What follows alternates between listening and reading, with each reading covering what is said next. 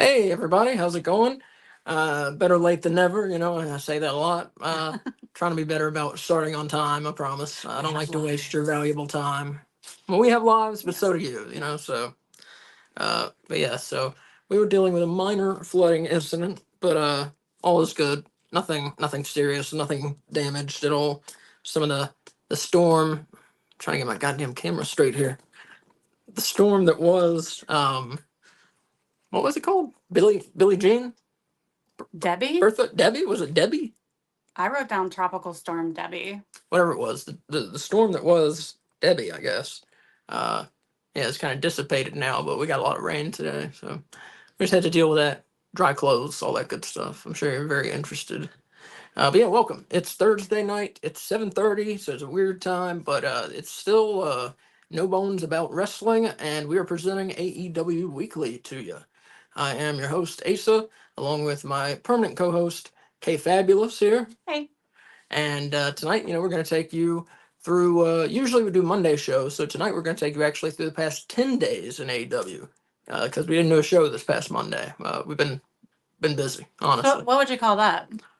Week and a half. AEW week and a halfly? Oh, week and a half. There's no word for that, I don't think. Like Deca? Oh, maybe. Deca something? Deca week. Deca day. Deca day. Deca days. Anyways, yes, AEW Weekly.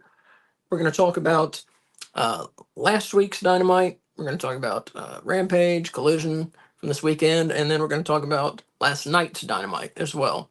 And we started making the TV reports run much faster, and so we're going to get started with that first, and then obviously talk about things more in depth. If you do have anything to say, please, we would love to hear from you. We'd love to talk to you. Post it in the comments, but just make sure you can be nice about it. You can agree with us, you can disagree with us. Doesn't matter as long as you're nice about it, as long as you're polite. If you're a jerk, you're gonna get kicked out. So let's just all have fun, can't we? Sounds good. All right. So we're starting off AEW Dynamite July 31st, 2024, 8 days ago. Pardon me. Show opened with Will Ospreay versus Lance Archer. Very good match. Ospreay pinned Archer after hitting the Hidden Blade. I gave that one 4.5 bones out of 5, and that was the match of the night for Dynamite last week, and that also was your AEW match of the week for that week, because there's a different one for this week. Okay. Yeah, the week normally runs Dynamite to day before Dynamite. Right. All right. Then we had a women's singles match. It was an eliminator match for the CMLL title that Willow Nightingale has, the Mexican promotion. And she's the champion, and she took on Chris Statlander, accompanied by Stokely Hathaway. And so the deal with the eliminator matches, if you win, you get a shot at the title. You have to beat the champion to get a shot at the title. And almost always the champion wins. Even for a while there, they seemed like pointless. But we've had a couple here recently. The Acclaimed, of course, beat the Young Bucks to secure a tag team title shot. They still haven't gotten. And Chris Statlander won this against Willow. Statlander hit Willow with a spinning lariat while she had a steel chain wrapped around her fist. She pinned Willow 3.5 bones out of 5. Pretty good match between those two. Got a little rivalry going that I'm enjoying. I love Stokely Hathaway. Anything that gives me more Stokely Hathaway, I am very happy with. Yeah, he's cool. I think he's awesome and very funny. Yeah, he's very funny. He's just magnetic. Definitely you got to pay attention to him. Yeah. We had a trios match. The Beast Mortos, Roosh from the Callis family, and Roderick Strong from the Absolute Kingdom. Undisputed. I thought that sounded wrong. Undisputed Absolute Kingdom. is Ricky Starks. Undisputed Kingdom. I knew that was wrong. They beat Orange Cassidy, Ring of Honor World Champion Mark Briscoe, and Tomohiro Ishii. the Beast Mortos hit a modified pile driver on Briscoe for the pin. So Mortos with a pinfall win over the Ring of Honor champion there. Pretty good, pretty good. Probably the biggest pinfall of his AEW career, I would say, so far. Oh, definitely. Very good match. Both, all 6 of these guys. Well, Tomohiro Ishii, I'm not a fan of at all. But the other 5 in the match were tremendous. Very good match. 4.5 bones out of 5. Very fun match here. I actively dislike Ishii, and that makes me feel bad because I know how many people like him. I feel the same way. I do not understand. Well, that's one of those. We don't have to all like the same people. You Yeah. know, if you love Ishii, good, great. I'm glad. I'm glad you enjoy it. I don't care for him. I just normally Doesn't do anything for me. I can at all. normally see things through another person's perspective, and I don't even understand where those people are coming from. Yeah, I don't find the joy either. Yeah, but I'm glad they found it. I don't like his no selling. That's what gets me. Just it. What's the point? If you're not going to sell the moves, why are we watching this? Why would we spend our time on? It just stands there. Yeah, come on. Not interesting to me, honestly. I mean, if you're going to Hulk up or something, or whatever, or Otis up, or whatever the fuck, whoever up, they're hulking up. Whatever they're doing, they're hulking up. What is Otis up? Didn't he have like invincible periods? Otis? Oh, Otis from WWE? Yeah, doesn't he have like, invincible periods? He does. Oh, yeah, I think so. But a lot of people do it, but that's my point. Unless you're doing that, you're invincible for like 5 seconds. You're like Sting. That's the thing. Sting and Hogan should do it. Otis, what? He can't. He shouldn't be able to do it. Shibata kind of does it too. We saw that last time. Yeah. I mean, a lot of people do it. That's fine. But my point in bringing that up is she does it, the whole match a lot of times. And like I said, I just don't get it. Moving on. We had, I think this was Camille's AEW debut, wasn't it? Yes. Camille pinned Brittany Jade after a modified Falcon Arrow, and that was a squash match. We don't rate those here. Can I point something out? Okay. She came out to the CEO music. Does she not? Oh. Camille. Okay. Does she not get her own music? Apparently not. I mean, do you think that's gonna be her music, or do you think that she hadn't made up a song yet? No, I think for now she's very much like the. She doesn't exist as an individual yet. It's like WWF back in the 90s with Shawn Michaels and Diesel. Diesel didn't have his own theme at first, at least. Mm-hmm. He would come out. I believe there were. He just came out with Shawn to do. The sexy boy theme. Mm-hmm. But eventually Diesel got his own theme. Call it whatever you will. It's just a truck honking. But the theme I remember, at least, his main theme is a truck honking and some slow music. It sounds awful, but cool. Yeah. But yeah, a lot of times bodyguards that's the kind of role Camille is. They don't want them. The company doesn't want them to have a unique personality just yet, so they won't give them unique music. Mm-hmm. Yeah. Interesting. So yeah, Camille, then Brittany Jade, and the main event, Hangman Adam Page is back, and he took on Darby Allin. Pretty good match. Wasn't quite what I was hoping for. They didn't really catch fire to me, at least. Good match. Darby Allin with an upset win. Pinned Adam Page with a cradle pin. Just out of nowhere. Got the pinfall. Adam Page beat the shit out of Darby for almost the entire match. Yes. And that's the only reason I gave this 3.5 bones out of 5. It was a decent enough match, but I rate it 3.5 because it was so one-sided. It almost wasn't interesting. Mm-hmm. So that's the guys were both good, and it says just too one-sided. It wasn't. It didn't keep my interest at all times, at least. Mm-hmm. So 3.5 bones there, and that was Dynamite for July 31st. What do we have next? Rampage. Yeah, Kay, why don't you tell us? So these don't have bone ratings or finishes. They just have who won. Because Rampage is short, so we'll keep this short. So it opened with Wheeler Yuta versus The Butcher. Yuta was victorious. Next, we had Brian Cage over enhancement talent, Manny Lowe. Brian Cage, of course, won. And then we had Harley Cameron versus Nyla Rose. Nyla Rose defeated Harley Cameron. And on a side note, Harley Cameron, my favorite outcast. Of the two? Of the two, yes. Significantly better in the ring. Oh, and that brings us to t-shirt check. Oh. What t-shirt are you wearing tonight? No wrestling shirt? I'm wearing a Harry Potter shirt. Hogwarts. And I have Hogwarts Lego earrings, where it's a Lego piece with the Hogwarts crest on it, and they were made into earrings because I love Lego and I love Harry Potter. For me, tonight we do this because usually we're wearing wrestling shirts. Like, sorry. For me, it's a Saraya shirt. Yeah. And you ask, why the hell do you have a Saraya shirt? It's because I subscribe to the AEW Elite Crate. All Elite Crate. All Elite Crate, thank you. Mhm. Which it costs $40, comes out 4 times a year, and they send you all this neat stuff, including 2 T-shirts to your size Mhm. that you can only get in the All Elite Crate. So that's why I have a Saraya shirt. Mhm. I just like the shirt. I think I like the way it looks. I'm not the biggest Saraya fan, but I like the shirt. When we got it, it actually took us a while to figure out who was on the shirt. Yeah, Because like her name, it doesn't. Yeah, it says Saraya, but you like- can't really yeah. read it. we were like, is that Julia Hart? Yeah. So it was like dark hair, maybe. I don't know. Yeah.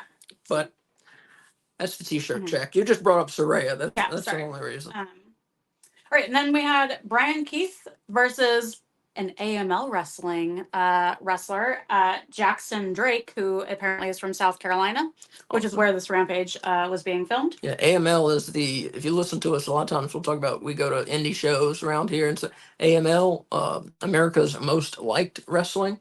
Always weird name. AML Wrestling. That's the company that we go to. They're mostly in the Carolinas. And keep that in mind because you'll hear them come up again later in this Mhm. episode. Mhm. But Brian Keith, of course, defeated Jackson Drake, who was the enhanced talent from AML. Enhancement talent. Enhancement. Yeah, he wasn't enhanced. He was enhanced, like a robot. Oh, wait. Oh, you made it dirty. I was making it not dirty. And then for the main event of Rampage, you have the M&M collection, or no, MXM collection. I don't know how you're supposed to say It's it. the MXM. MXM. Okay. I think one announcer said it M&M one time, and like that is just in my brain. But they defeated Private Party. It's a big win. Big early win for them. Yeah. Well, Private Party used to be on their way up, and if you watched early AEW 5 years ago, doesn't seem that long ago. But 5 years ago, Private Party, when they were having their inaugural World Tag Team Title tournament, everyone thought the Young Bucks were going to win. Or maybe, they had a couple other teams they thought might win, but Private Party, nobody I had never heard of.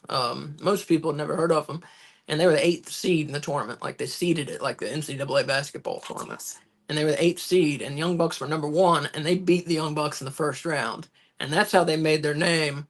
And that was so cool what the Young Bucks did for them back then. And they looked innovative and fresh in this, and I don't know, they kind of got a little stale, but now I can tell you, to me, Private Party, they look like they're back on their way up. They try a lot of really different moves. I'll give them that.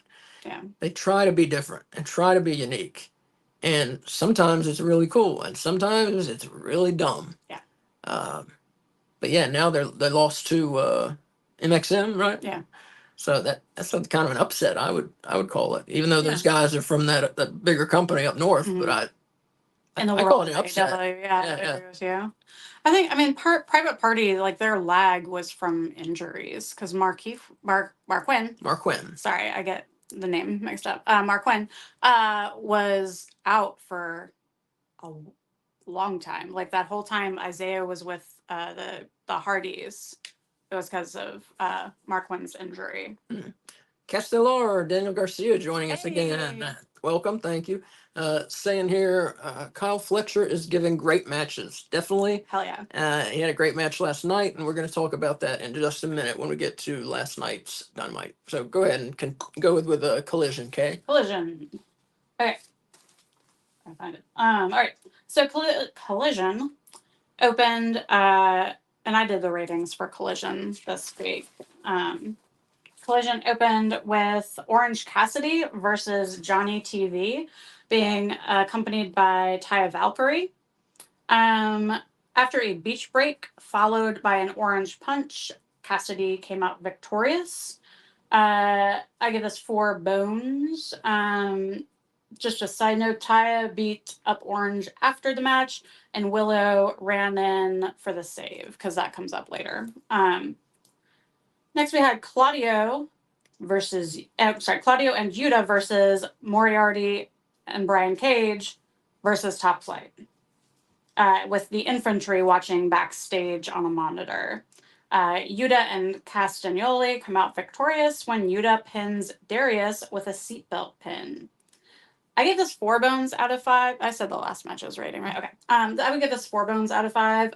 It would have been higher, but Darius missed a few moves. Yeah, I noticed that. And it was really surprising. I don't think I've seen him miss one before, and to have him miss multiple in the same match, I think maybe he was just having an off night. Yeah. But it definitely, this would have been a 4.5 bone match easily, except for that.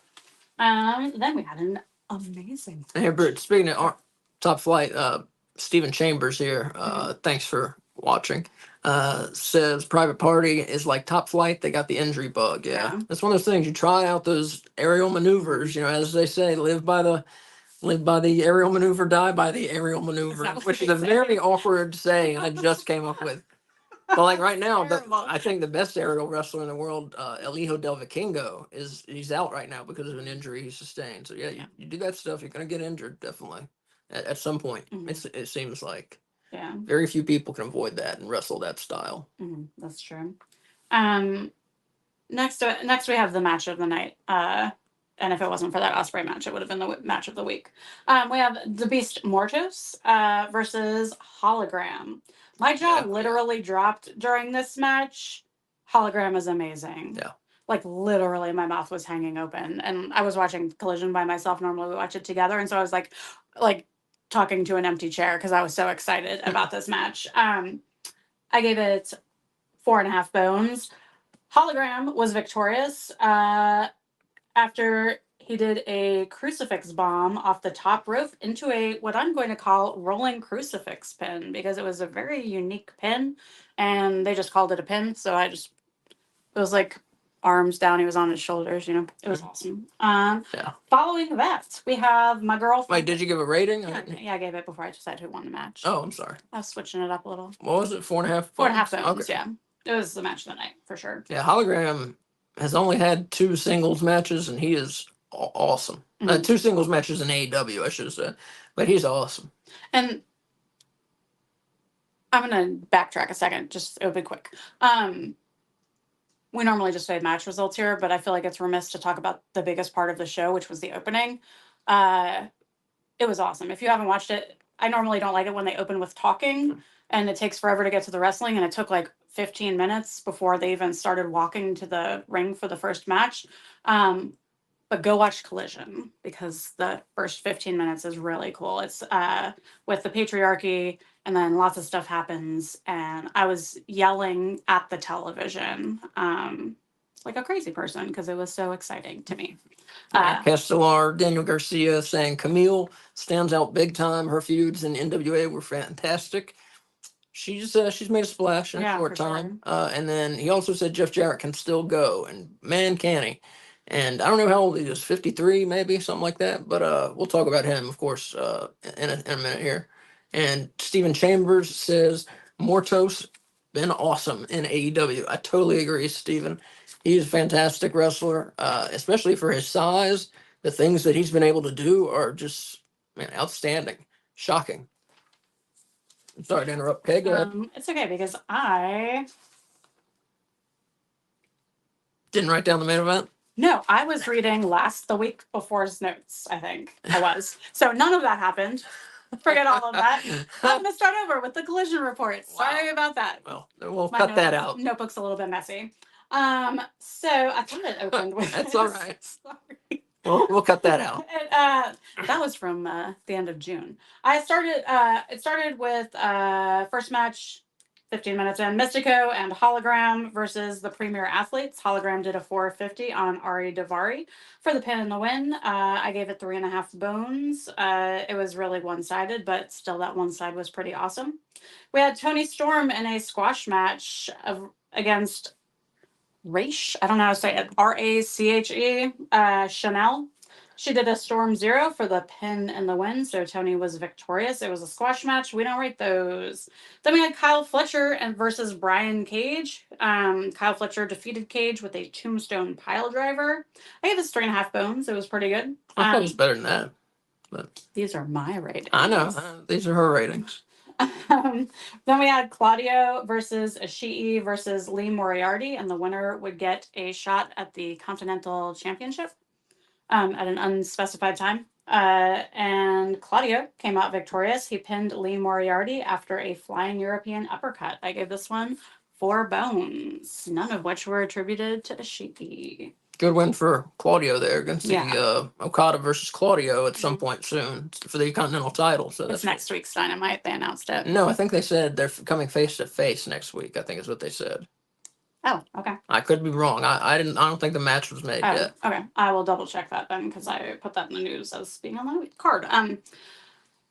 Next up, we had Thunder Rosa versus Taya Valkyrie, who tapped to a modified Cobra Clutch. I gave this 3.5 bones. It should have been longer. That was why it's not rated quite as high as I normally would rate it. And our main event, we had FTR, Mark Briscoe and Darby Allin versus the Beast Mortos, the Undisputed Kingdom, and Roderick Strong.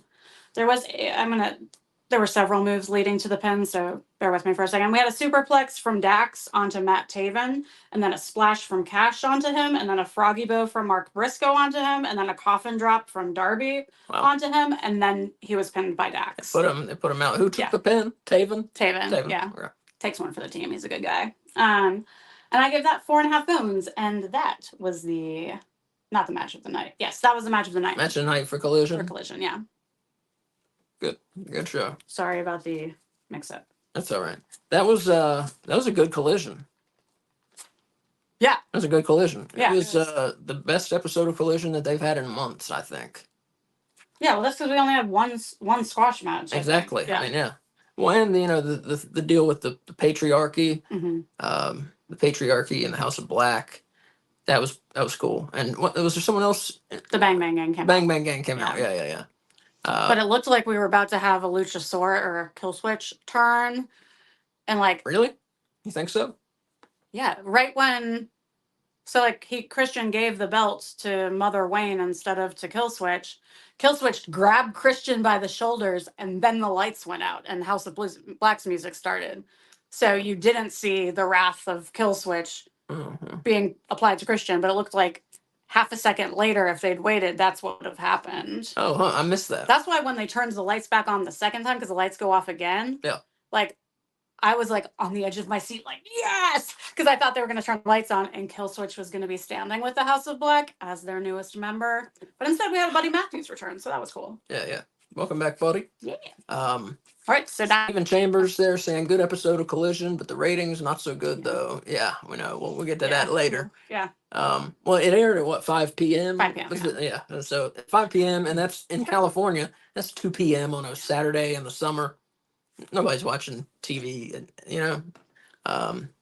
live at least, And then Stephen Chambers also said hologram going to be like I think he means hologram's going to be AEW's version of Sin Cara, I think is what he means here. I can see that, yeah. Sin Cara, amazing. Hologram, so cool. I gotta find out more about. He used to wrestle in AAA. I forget his name. Hologram, but I definitely will go back and look at some of his matches because that guy is tremendous. It starts with an A, but it's not Aerostar. It does start with an A. I know that much. Yes. Yeah. Okay. Up next. Usually we don't go quite so fast, but like I said, we're going through the TV so we can talk a little bit more in depth about these things in a minute. And Dynamite last night, we were there. So if there's something that happened for TV and we missed it, and maybe you saw it, it's because we couldn't hear it. We had, it was loud, obviously. So some things we weren't able to hear, and we haven't watched the TV show yet. We just, watched the live show. So don't think we're dumb if we missed something. We just, the arena was loud. So we don't really honestly know 100% of what happened because we couldn't hear most of the talking segments of the show. Thank you. Stephen Chambers said hologram is Aramis in AAA. That's it, Aramis. Yeah, I got to look back at some, I guess, Aramis. Some Aramis matches. Aramis is how you say it in North Carolina. Aramis. Okay, moving on. Anyways, I don't know. I was trying to figure out how to say it. So yeah, we were at Dynamite. It was Winston-Salem, North Carolina, at the Lawrence Joel Veterans Memorial Coliseum, where a lot of NWA stuff went down. A lot of Ric Flair and all those guys, 35, 40 years ago. So yeah, historic arena for wrestling for sure. Show opened, and one thing I want to talk about real quick. No, well, we'll talk about it later. I'll just go for the results right now. Show opened with the AEW American Title Eliminator match. MJF took on Kyle Fletcher, and of course, if Fletcher beat him, he would get a shot at the American title, which is, I think, is still officially the international title. But I don't know. MJF's the champion. He's got a new belt, so I don't know. I'm gonna call it the American title. That's what they put on the screen. Well, yeah, to go with the gimmick. Yeah. But in as objective wrestling journalists, are we recognizing it as the American title? We've been recognizing the FTW title as the For the World title. Well, but it's different. That one was created by Taz. So, of course, he was going to name it. The international title was created by AEW. So, does MJF get to change the name of it? I'm saying Jericho changed the name of Taz's belt. But that's not really the name of it. They're both just heels changing the names to get heat. Oh, okay. Yeah, I'm just saying, are we going to recognize that? I am. You can decide what to do. It's the American title. It's the American title. Yeah, Stephen Chambers saying MJF will make America great again. Let's hope so. I think he can. Yeah, great match. Fantastic match. Crowd very into this. Was the second loudest the crowd was all night, for sure. MJF pinned Kyle Fletcher after a low blow, kangaroo kick, and then a brain buster, and got the pinfall. And so Kyle Fletcher, no American title shot for him. And it also, near the end, Don Callis ran in. He threw MJF the Dynamite Diamond ring. No, it wasn't. I'm sorry. I thought that's what he was going to do. He threw Kyle Fletcher the screwdriver. And Fletcher was, seeing if the crowd wanted him to use it on MJF. And the crowd obviously was like, yeah, stab him. He did the face thing. He threw it away. Ended up losing, Oh, yeah, that wouldn't keep going. But yeah, very good match. Very good match. 4.5 bones out of 5. That is the match of the night for Dynamite last night. And that is your AEW match of the week as well. MJF over Fletcher. AEW match of the week and a half, I guess. Oh, so you put that over the Ospreay Archer match? Yeah. Oh, yeah, definitely. I think so. Cool. I would too. I was just curious. Yeah, the crowd was definitely for Fletcher, overwhelmingly. And in a minute, in a little bit here, we're going to talk about why. How can they get people so off of it, MJF, just coming off of a super hot face run? How can they get folks to see him as a heel and boo him? We're going to talk about that in a couple minutes here. Moving on, Dynamite last night. Mariah May pinned Viva Vaughn, I think was her name. She was an Asian lady, right? Mm-hmm. Looked like an Asian lady. Mariah May gave her the kiss of death, and then a running knee strike. And this was a squash match, but Mariah May stays on her winning streak. Headed towards a collision with Toni Storm. And of course, we got a big fight, a pull apart brawl between Toni and Mariah right after the match. And Toni had sent her a painting, wasn't it? A painting? It was a photo. It was a blown up poster, on foam board, basically. Okay. And on the back it said "Die, Mariah, die." Yeah, written like it was written by a crazy person. Yeah, and then one of the camera people, everybody was looking for Toni, because everyone knows she's coming. And then one of the camera guys, takes his hood off, and it's Toni Storm. That was very well done. I did not, I didn't see that coming. I could not tell. Yeah. So that was well done. Up next, Katsuyori Shibata returning to action, took on the Bad Apple, Brian Keith. And so I was trying to read my own handwriting. Shibata put on an Iron Claw, the Briscoes, the Von Erich families. Excuse me, my brain's all over the place tonight. the Von Erich family's move, the Iron Claw. And then Keith submitted to an armbar, and Shibata picks up the win. The crowd, I tell you, last night was not into this. They kind of liked Shibata. Not kind of. They liked Shibata, including giving him the North Carolina version of his name as a chant, which was Chibata. Chibata. Shibata. Yeah. That's a North Carolina accent. They were also like showing their racial ignorance, I'm gonna say. How's that? Because they kept cheering for Asian foods. Oh yeah, instead some of the people around us. Yeah. Yes, North Carolina. It's just like anywhere. There's a lot of ignorant people here. But yeah, that did happen, unfortunately. Yeah, I can make fun of the accent. I'm from here, so don't worry about it. So yeah, Shibata won. Like I said, they got up for Shibata a couple times during the match, but this match was pretty short. Didn't have a lot of a story.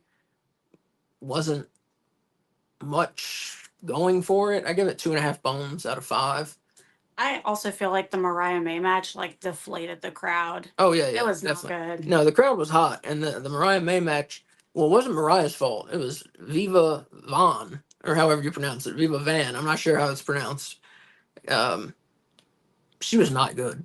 I feel like it was both of them. Like Mariah was good, but normally when Mariah wrestles, she is like magnetic. Like she demands and holds the attention of the crowd, and she was not doing that last night. And I don't think it was just her partner's fault.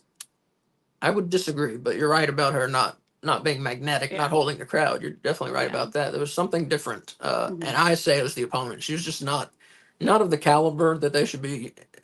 They should be wrestling in AEW, if you ask me. She was not from AML. No, she was not from AML. Yeah. Real quick, just a couple thoughts from Stephen Chambers here. He said, "Got a feeling Callis going to screw Ospreay at All In." I had not thought about that. May very well. I had thought about that. And Steven also says, make it a trios match, Learning Tree versus Shibata Hook and Murder Grandpa Suzuki. So you don't think Samoa Joe? Joe is my thought, yeah. That's an interesting match. I mean, I would think Samoa Joe, though. But he's not actually injured that we know of, right? Like I know not that I've heard. No, just storyline. Yeah. Not that I've heard, at least. But yeah, I think they'll do it with Joe, Shibata, and Hook, I think. Yeah. But yeah, I think that'll be a trios match at All In. I think so for sure, yeah. All right. Also, we had, so it was a very up and down show like last night, Dynamite was. We had a trios match. OFTR, which is the team of Orange Cassidy and FTR, who are actually from North Carolina, so they had a lot of cheers for them. I was wearing my FTR shirt as well. And OFTR, in their trios debut, they defeated the Beast Mortos, Roosh, and Roderick Strong of the Undisputed Kingdom. Very good match. FTR hit the Shatter Machine on Roosh and pinned him for the win. Everybody's showing their offense here. Some good double teaming and triple teaming done by the faces. FTR and Orange Cassidy doing some moves together that I hadn't seen before in AEW, at least. So that's pretty interesting. And Mordos continues to impress. He's one of my favorites in AEW, honestly, very quickly. And Roosh, he's good. He keeps improving his performance in AEW, I think, too. You can tell. I was saying to Kay last night, you can tell he takes this very seriously, what he does, and he's very good at it. So I mean, that's how you get good at it, is take it seriously. But so yeah, OFTR won. I gave that match 4.5 bones out of 5. Very, very fun match. What? I was just gonna say, Stephen Chambers says that Joe is filming Twisted Metal season 2. So is that the word? He's gonna miss? Well, that's why he's not on TV right now. I don't know if that, I mean, I'm assuming that they arranged it. I'm sure he's gonna be. I'll be shocked if he's not at All In. Yeah, I'll be shocked. But thank you, Stephen. Last year at All In, he beat. He lost to Punk. Right? Yeah. He lost to Punk. Yeah. That was a good match. I mean, a lot of people say the best match on the show. Man, it's hard to think that was just a year ago. I can't remember that. was Samoa Joe versus CM Punk. Because it seems longer, or it seems not that long? Seems long. Seems longer ago. Yeah, I think so Seems too. longer ago. But the best match from last year's All In was probably Joe versus Punk, or what was it? Was there Jericho and Ospreay? Jericho and Ospreay was Jericho good. and Ospreay was the best match that show for sure. But you can make the argument for Joe and Punk, I think. I think the one I had picked at the time was not either of those, but I don't remember the show off the top of my head well enough to tell you. Well, we'll talk about it closer to this year's All In. Okay, a couple more matches on Dynamite last night. We had a women's handicap match, a 1-on-2. What's her name? Sasha Banks. What's she now? Mercedes Moné. Mercedes Moné. Her bodyguard, Camille, defeated Jasmine Howe. Is that right? Sure. Howe? I think so. I don't know. And HAO is what I've written down. And Clara Carter. And this was a squash match. But Clara Carter is an AML person, again, from our local indie wrestling around here. They're based in Winston-Salem, but like I said, go over the Carolinas. But we saw Clara Carter months ago. Last year, it might even have been. Many months ago, she won a Battle Royal with her and a bunch of men in it. So that was cool to see. And she was pretty good. They didn't let her do anything last night. They just got squashed by Camille. But it was cool to see her out there. Yeah. Okay, and Camille hit a torture rack bomb on one, and then planted the other, pinned them both simultaneously. So Camille, very dominant so far. And Stephen Chambers here saying, need a Jamie Hayter return before All In. Right with you, Stephen. I love when you comment because you're usually right with us or a step ahead of us sometimes. So I think we're gonna get a comeback at All In and not prior to it. I think we're gonna see it prior to. See, I feel like it. I think that she's gonna be the person that stops Camille from interfering in the Mercedes Britt match when she tries to. Oh, I see. That might be a very good prediction.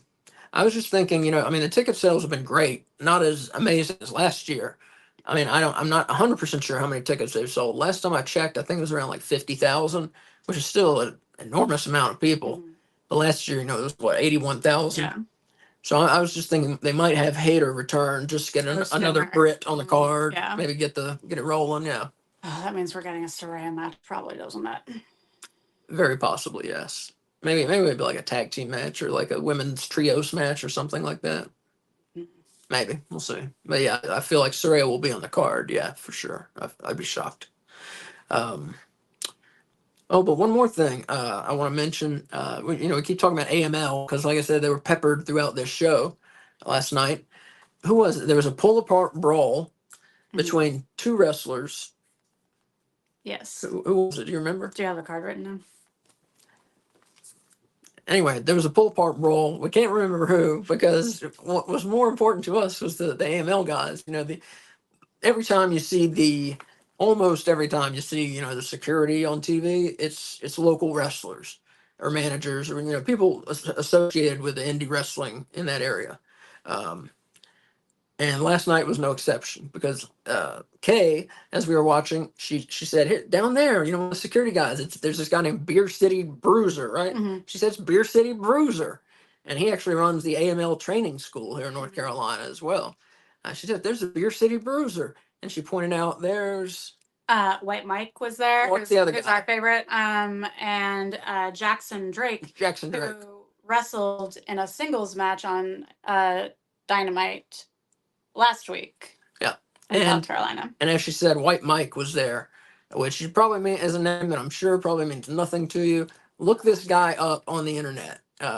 White Mike, independent wrestler, White Mike, wrestler. And so with a name like that, you can tell the guy has a sense of humor, I think. But man, it comes through in his wrestling. He is not only a skilled and entertaining wrestler, he is a funny fucking guy. Yeah. Like really just a joy to watch. What's that song that he comes out to? He comes out to Give It To Me Baby by, I think that's the name of the song, but by Rick James. Yeah. And so it's just this mustachioed, white dude coming out to this funky Rick James song. with a jacket that says like Sultan of Stank Yes, or something on Yeah. it. He's just delightful. he is. Yeah. Former AML champion. But yeah, look him up on. He does a lot on Instagram, I think. Mm-hmm. A place where we're going to be doing more very soon. But yeah, White Mike on Instagram. You will not regret it. The dude is great.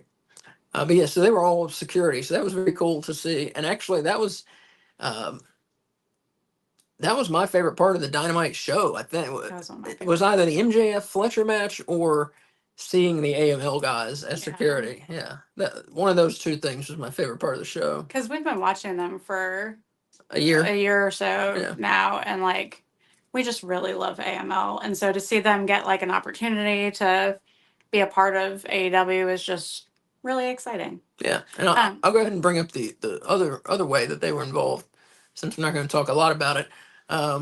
So we were there for the. I know there's one more match left on Dynamite, but let me fast forward a minute. We were there for the Rampage taping for Friday as well. So if you don't want to hear spoilers for Rampage, go forward at least. I don't know, go forward a minute. We don't have to say who Something won. like You that. can just say what the match was. Well, it'll be obvious who That's won. true, that's true. Anyways, but so yeah, if you don't want to hear spoilers, go forward a minute. Just going to talk about one match. We got to see an AML tag team actually wrestle on Rampage, and they're a very popular team called the Dawsons. The Dawsons. Yeah, they're brothers. Brothers, big, bearded white dudes. Mm-hmm. Very popular here in North Carolina. Yeah. And like I said, maybe the most popular tag team in AML. I would say so. Yeah, they're former AML tag champions. I don't think they currently have the belts. They don't currently. Yeah. No. I think they might even be the number one contenders right now for the AML tag titles. But they wrestled on the show, and so it was awesome when we saw them coming out. And a lot of people when they came out, they got obviously no entrance, but they came out during a commercial. Yeah, is what it'll be on television. And people were pointing them all out and calling them, and I think you could tell that they were surprised. I think by how many people actually knew who they were. Well, there was like a chant going at some point. There were for the actually Dawsons. two competing chants going for the Dawsons, while everybody else in the arena sits around being like, "Who the fuck? Who are the Dawsons?" It was awesome to see them get. And they faced Private Party in a fun match. That was great getting to see them. That was maybe my favorite part of the whole show was getting to see them have the biggest stage of their careers so far. Yeah, for sure. Wrestle on Rampage. And they actually got to get some offense in during the match. Like it wasn't a squash match, which was pretty awesome. True. It wasn't just a straight squash match. Yeah. All right, back to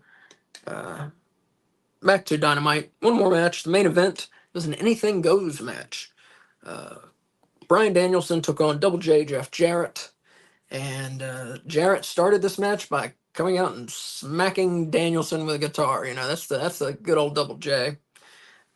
And Danielson ended up winning the match after he hit Double J with a steel chair assisted running knee strike.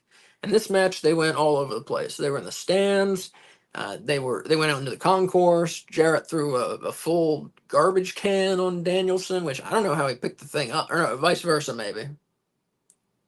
Somebody picked up a trash can full of shit. I don't know how they picked that shit up. Not a wrestling trash can, not the flimsy metal ones they use in the ring. This was like a stadium trash can where it's like a heavy trash can inside a big metal tube, and they threw the whole thing, including the metal tube, and it was full of trash. And then they started suplexing each other on the stiff metal steel ring. Yeah. It was crazy. Yeah. But yeah, good match, and they came actually right down our aisle. They go up the aisle and into the concourse and back down the aisle, and so it was a brawl. Anything goes all over the place. Wild, fun brawl. And Danielson, as I said, beat Double J 4.5 bones out of 5 in this one. And as I said, the crowd way into this. And real quick, I'll tell you what happened after the show went off the air.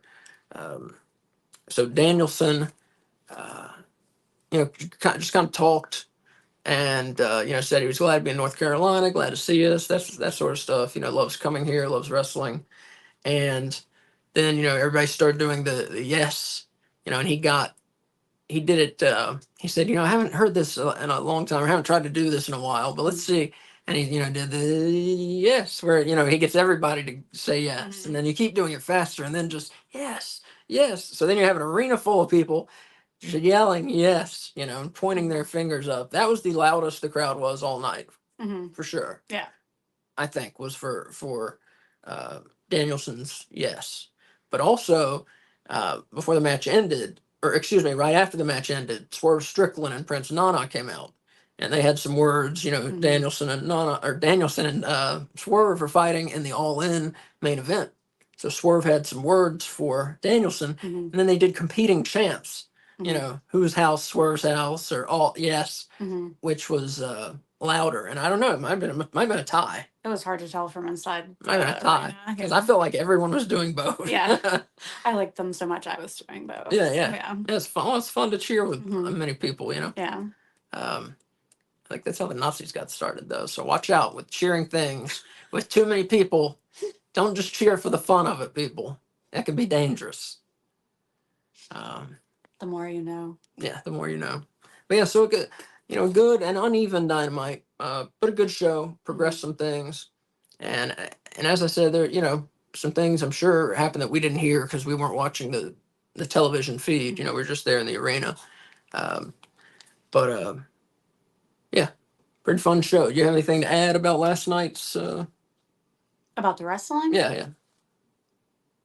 No, I was just going to say the people that got pulled apart by the AML group, that was the Acclaimed came out after the OFTR match and started coming after FTR, and FTR tried to come at them, I believe. Yeah, I think you're right. I'm trying to do that from memory, but those are the only two that I saw on the lineup that I figured might try and clash at each other. I think you're right. All right. So, yeah, a lot happened in the last 10 days in AEW. And, of course, we march on to All In at Wembley Stadium, which is 17 days from today. So it's getting close, y'all. It's going to be here before you know it. AEW's biggest show of the year. I really wish that they would treat it. I don't feel like they treat it big enough. Do you? What, All In? They don't treat it the way the company up north treats WrestleMania. Yeah. Which I know is like what you think it should be. Yeah. And you might be right about that. But I feel like they're not ready to commit to that being their WrestleMania. Like, yes, it's in the biggest stadium, but I think some of the other shows hold like different places in their hearts. And I don't know that they want to put one show over the others. Yeah, that's a good take on it. Yeah, I think you're right. Because I think one that they really love is what their first pay-per-view was. What, Double or Nothing? Is that right?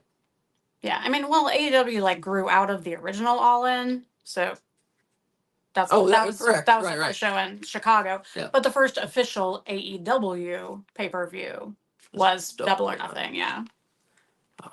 But yeah, so as I said, I just wish that they would treat it kind of like a bigger thing. And I mean, it's a big show, and they talk about it all the time. But just there's something missing from the way that they promote it.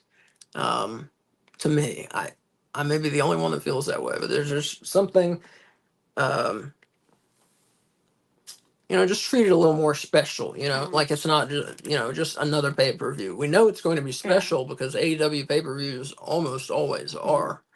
They just need to put some shine on it. Exactly. Yeah. Like there was a guy on Twitter last year when it was still called Twitter, that every day for like 20 day or 200 days put like day number whatever of asking Tony Khan to get those like glowing wristbands that are controlled by the people at the show, Yeah. And that would have made it seem like a bigger event. I agree with that guy. They should have done that. Yeah. And you can say that about all their shows. Like they just need more polish put on it. And I don't want like a commercially plasticky WWE experience because that's not what I'm looking for, which is why I watch AEW. But that doesn't mean like you still shouldn't have like pyro at all your shows or, like just better showmanship. Yeah. A little better showmanship. Yeah. We don't need angles for 40 minutes of the show and this and that. Just, let like she said, like pyro. Yeah, Just, better you know, music. better music. Yeah, Yeah. better entrance music. Sound systems that work. Correct. Yeah, because either they have a terrible sound system, or their sound engineers are terrible, or both. Something's going wrong because you can't. It's hard to hear on TV sometimes, and it was hard to hear in the arena last night as well. Yeah. So they need to fix their sound. That's one of their big issues that needs fixing for sure. If they could fix their sound, bring in some pyro, stop doing jobber matches, I think they'd be in a better situation. Yeah, especially stop doing jobber matches. Yes, yes. Anyways, just my 2 cents, and we'll talk more about All In as we get closer to it. Of course, not a lot to say right now. We all know what the matches are. So, but up next, we're doing a segment that lets us get a little more in depth about things. And of course, if you have feelings on this, get at us in the chat. This is a segment called "Where's This Going?" which is where we take events from AEW television the last week and a half, and we ask, where's this going? So this week, Kay Fabulous came up with them. So Kay, let's. Oh, I thought you didn't do the Dynamite from last week. We skipped that. So we just did because Dynamite happened twice. We just did Collision. Where is this going? And Dynamite this week, yesterday. Where is this going? So I'm going to start with Collision because it's chronological order. Okay. Normally we start with Dynamite. That's why I'm a little confused. Okay. So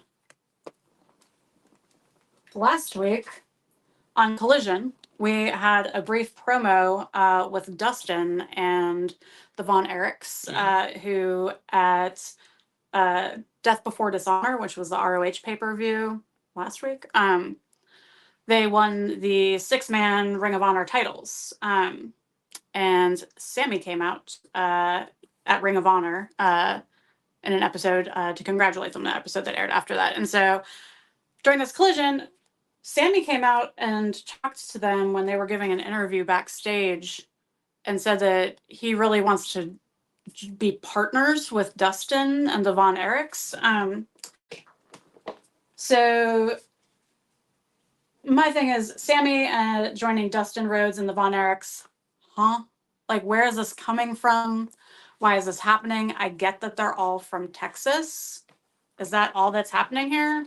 Is this, we're bringing Sammy back, putting him in something that's going to happen once and not go anywhere? Or are we putting him in this group that's going to stay together? It was very odd. I agree. It was odd. It seemed a strange way, seemed a strange way to bring him back. Yeah. After being gone for so long. Because when he left, he was like on his own, right? Mm-hmm. Pretty much, right? No, he was with Jericho. He was with Jericho still again? Okay.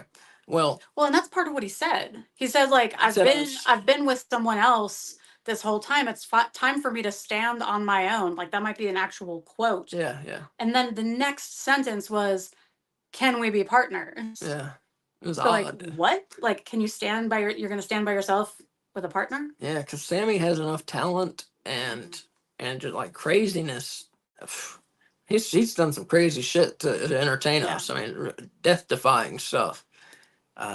He doesn't need to be with someone, and at this point, I think it would be to his advantage to be alone, to be a solo act, or maybe have Ty Mello be his be his manager / a woman's wrestler. Again. But yeah, it was an odd move to me. What was the question? Was it strange? It was, like, what's happening? What's happening? Like, it is weird because the Dustin and Von Erich brothers thing is brand new. That's only been going for 2 weeks, so it seems strange to throw something else at that when it has barely got going. The only thing I can think of is, like, they've been in Texas this is like their 4th week there for Collision. Are they just adding a different Texan wrestler each week so that people will come to the show over and over again? Because it's hard enough for them to sell. They've been selling that place out. I know, but it's hard enough to sell out a place when you're going to different cities every time. Like, do you think this was the plan because they were worried about selling out 4 weeks in a row? No. That place was so tiny, they would have sold it out no matter what. Okay. Yeah, it's a small arena. Smaller than the or one. not even an arena. It's a small venue, is what I should say. It's like Ring of Honor size. Something like that. Oh, Yeah. okay. Okay. I thought it was like. You mean like Ring of Honor, AEW taping era? Yeah. Yeah. Yes. Yeah. Yeah, it's not a big place. They're not worried about selling it out or anything. So no, that has nothing to do with it. So, but then why do it? I don't know. Yeah, I don't have an answer. Usually I can think of something or see some way. I don't understand. It makes no sense to me. I mean, it could be very obvious a turn. You know, um, Sammy would turning on them. I mean, eventually, that's what I mean. Oh. Yeah. Yeah, he's better as a heel. He is. Because the crowd didn't, at least last time when he tried to be a face, it did not go well, in my opinion. Like, he was booed. Yeah. As a face. He's usually seen as a heel. Yeah. But yeah, so whatever, like I said, it didn't make a lot of sense to me. We'll see where it's going. I don't have a, I hate to say that, but I don't know. It doesn't make a lick of sense to me. Because, as I said, you need the guy to stand alone to really become I think the guy's going to be a big star. I mean, he's so young already and so talented. I think he's going to be a big star. Yeah. If he can get his shit together and, not be suspended. Not be suspended, which I thought was very questionable, honestly, in the first place. Because it was on the ref. Yeah. Because right, if you don't remember, he did an aerial move and he landed right on Jeff Hardy's head, which was Sammy's fault for sure. Mm-hmm. I mean, it was an accident, but it was his fault. But that's not why he was suspended. He was suspended, I believe AEW said, because he kept doing offense when they should have just ended the match. Mm-hmm. But if you watched it on television, it was very awkward what was going on and not obvious. It wasn't obvious to me what was happening. And I feel like the ref, if there shouldn't have been any more offense put on him, the ref should have got in between them. Mm-hmm. Like, I just feel like that maybe wasn't communicated well enough to Sammy. Because if he really thought, I mean, do we really think he's trying to hurt Jeff Hardy?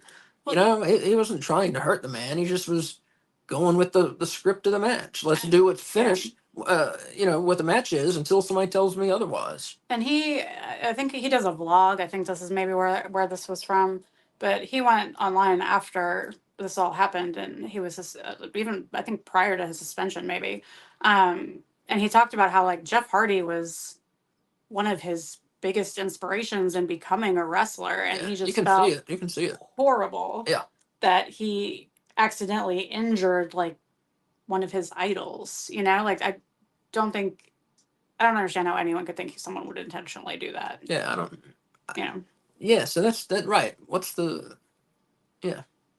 I mean, of course, we don't know because we don't work for the company. We don't know what was said on headset to the ref by Tony Khan. What the rules are maybe for the wrestler. I don't know.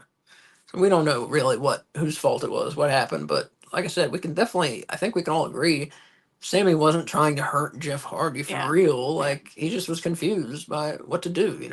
And I mean, it is good that the company is enforcing concussion protocol. Yeah, but they need to make it, obviously, it needs to be made more clear for the talent. Because Sammy didn't know what was happening.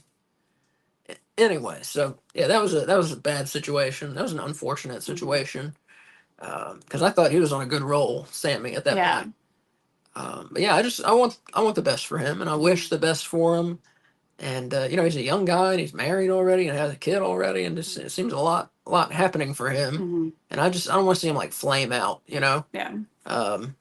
Just get your shit straight, and eyes on the prize, and go forward, And I feel like that would be easier for him if he were on his own, Yeah, I agree. I mean, I'm not saying he couldn't use a veteran like Dustin Rhodes, but maybe backstage he could use a veteran like Dustin Rhodes talking to him. It doesn't have to be on camera. It's like Sammy's so good on camera. He doesn't need someone else to be like half of his mouthpiece. You know? I agree. I think he's good. Yeah. But yeah. So where's it going? Fucking, I don't know. We'll see. Doesn't make sense to me. It doesn't make sense to me to add a fourth to a brand new trio that just won Trios Gold. Yeah. We'll see. I mean, it could end up being a very cool faction.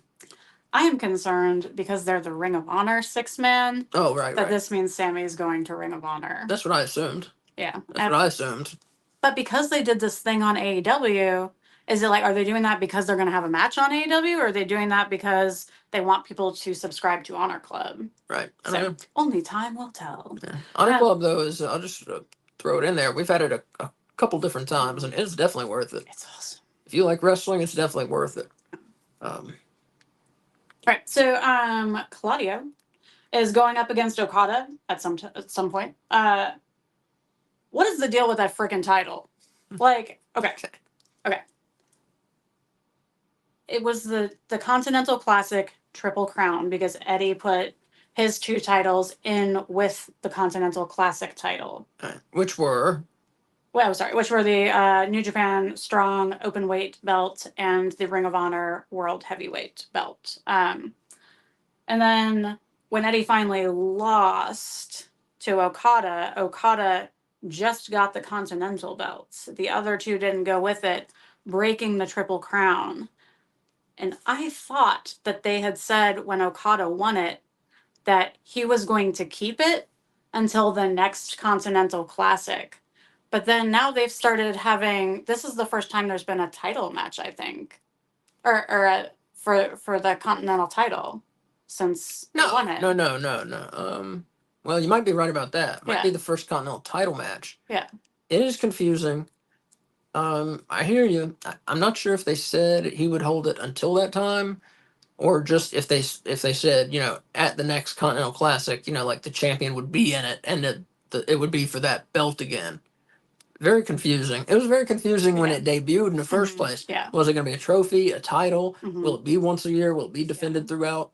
I don't know. That's another thing. They need to make more clear. Yeah. Because I thought we were not upset when they did it because the Continental Classic was awesome. That's great. But we have both been very vocally against adding more belts to AEW. Yeah. And so I was okay with it because I thought it was once a year you're trying to get this belt. And that's what made it so special. One, you had to fight your way through all these men to get it. But then also you get to keep it until the next Continental Classic where the next champion might take it from you, you know? Yeah. So it's just confusing. Yeah, we got the world title, the TNT title, the FTW title, the Continental title, the American title. We got 5 men's singles belts. And then, of course, now the Ring of Honor world title is on AEW TV a lot. 6 men's singles belts on television. That's too many. Like, wow.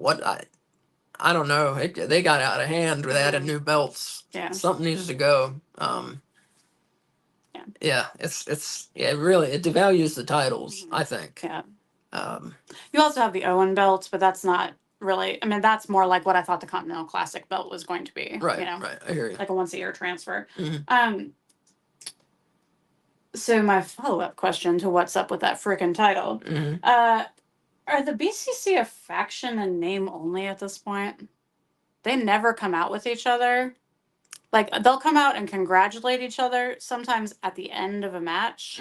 And Claudio and Yuta team together occasionally, but, like, Brian usually has nothing to do with them. Also, I wrote this question before last night, I'm realizing. So, Wheeler and Brian had some moments last night together. So, I guess I can scratch that. My follow-up question was, does it need to be disbanded at this point? Or what could be a shot in the arm to help give more vigor to their faction? Because at first they were all like, we're the BCC, we're the baddest, we're the toughest, and now it's like they don't even really mention them anymore. Yeah, true. Now I get what you're saying, and I get what they were going for. They're trying to have a faction that was kind of a looser affiliation. Not a stable that's together all the time. They just got each other's backs, kind of thing. I think is what they were going for. But I think they've maybe played too loose with it. Yeah.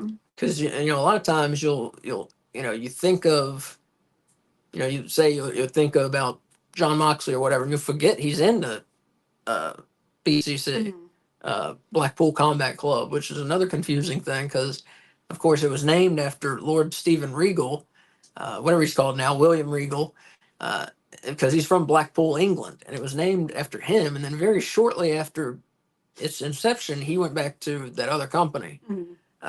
So, But they kept the name. but they kept the name Yeah. Blackpool Combat Club. It sounds cool, Really so cool I name, dig yeah. it. Yeah. But to answer the question, I feel like people still know they're together, but it definitely it could use something. I think they need more matches where they face each other. Because that was a big thing for Yuta to get into it.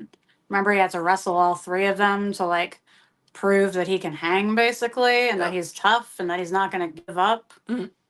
I think maybe they need to recruit a new member and do that. Yeah. Although I'd like them to recruit Serena Deeb so that she stops talking, and has people around her that can talk instead of her.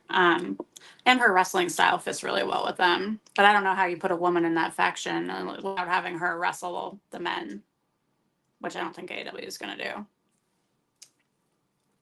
Yeah, I don't, I've said it before. I think maybe they should add a woman, but with the stable being around so long, it just doesn't feel like it would be would work, would be right, because so much of it is right, them proving their worth against each other, so that they can be good against everyone else. Yeah. And when you throw someone in the mix who can't wrestle the other members, then it just doesn't work. So yeah, what do they need to do? Like you said, a new member, maybe something going where there's a competition, and they kick out a member. And maybe it's not Will or Yuta like everyone would think. Maybe they have some sort of like round robin tournament against each other. Ooh. Yeah. So they each fight each other once, like the Continental Classic was. But it's just the Blackpool Combat Club, and they say, "Look, we got to tighten the reins. We've been falling off. Somebody's gonna go, and this is how we're gonna do it." And then they have a little within their faction, a little round robin tournament, and whoever finishes last is gone. I think that would be a great way to invigorate and to invigorate the faction, and to go back to what it was founded upon. Which was fighting each other and improving one another that way. Now, who would go? Moxley or Claudio? Like I said, not Yuta, too predictable. Or Danielson. He's kind of going. Danielson? I mean, so either way, like he either puts his career on the line and loses and doesn't wrestle ever again. Yeah. Or he does what he was planning to do before and wrestles part-time, maybe, except he's going to have the world title at that point. So and maybe this would be a great thing to do before he retires. Yeah. Because, it's been the tradition in wrestling. It's almost always followed, but not nowadays. It's changing. It's been the tradition, they say you go out of the business on your back, meaning you lose to someone else to put them over. There's no point in you getting more heat. You're retiring. Do whatever you can to get your final opponent over. Of course, they didn't do that with Sting, but that would have been fucked up if they had Sting lose his last match. Some people don't need to be that way. So, but my point is that would be a great way for Danielson to go out of, the Blackpool Combat Club. Well, and out of regular wrestling. I see. Out of wrestling so regularly is what I mean. Yeah. I think would be, it puts over Yuta for sure, because people would be expecting him to come in last. Yeah. Maybe that is even what comes down. I would say the final match ends up being Yuta and Danielson. And you give the world title to Yuta? I didn't say anything about the world title. Oh, but he has the world. Danielson has the world title in this situation. Swerve has the world title. You said to do this after All In, I thought. I didn't say anything about him winning it All In. Oh, then they can't do this after we're All In if he doesn't win it All In, because he put his career on the line. He wins, but this has nothing to do with the world title. Oh. No. Okay. Nothing to do with the world title. Like I said, the point is just to get the faction over. I got you. Nothing to do with the world title. So they're non-title matches. It could be months from now and he's lost the belt. Okay. Or they're non-title matches. Yeah, it has nothing to do with that. Okay, I got you. I thought you were... No. But it comes down to Danielson and Yuta in the final match. And because, Moxley's over, Claudio's over, Danielson's over, Wheeler is very good and improving, but he's not over enough. And you might even say not over. He didn't get a very big reaction when we were there last night. But people know who he is. So it's just a matter of seeing him put that out there more, seeing more of what he is. And this kind of tournament I'm talking about would be a great way to do it. And especially if the final is him beating Danielson. Yeah. Danielson's out of the club, and he's standing with Claudio and Moxley. It's a win. It's a win for the faction, a win for Yuta, and a win for AEW, and having somebody else really like kind of ascend a little bit. Yeah. You know. You know, it really sucks for Yuta because I feel like he was really getting over, and people had finally started to see him at least in the same plane of existence as the other members, like maybe not on the same level, but still like in the neighborhood. Mhm. And then in January, when he got injured, he didn't wrestle for months and wasn't on TV. I feel like they need to put injured wrestlers on television, just not wrestling. Like, don't pull their characters off TV entirely if they're parts of like big storylines. I don't like kind of what they did with Adam Cole. I don't know. At first, yeah. Well, they were trying to do that with Adam Cole, but you know, I think his injury has turned out to take a lot longer than anyone expected to heal, and it turned out that him, Cole, flying with them everywhere, you know, was kind of doing more bad than good for his healing. You know, having to go all over the place instead of just staying at home and working out and healing. So that's why they put an end to that. That's been my understanding, at least. But yeah, it's tough. You know, the whole, you know, you get heat so you can use it in the matches so that you can sell tickets. And if you're not going to have a guy be able to be in a match, it's hard to give a reason. And it's hard to have a reason to get him heat. It's hard to get him heat when it doesn't go anywhere. Never leads to a match. If they're injured, can never lead to a match. And then you got 100 people behind them too who are healthy and ready to wrestle. So that's why you don't see it happen. That's a really good point. You know, maybe like if it was, you know, Steve Austin or Hulk Hogan or something, there'd be an argument. But like even Stone Cold, when he was injured, he was off of TV.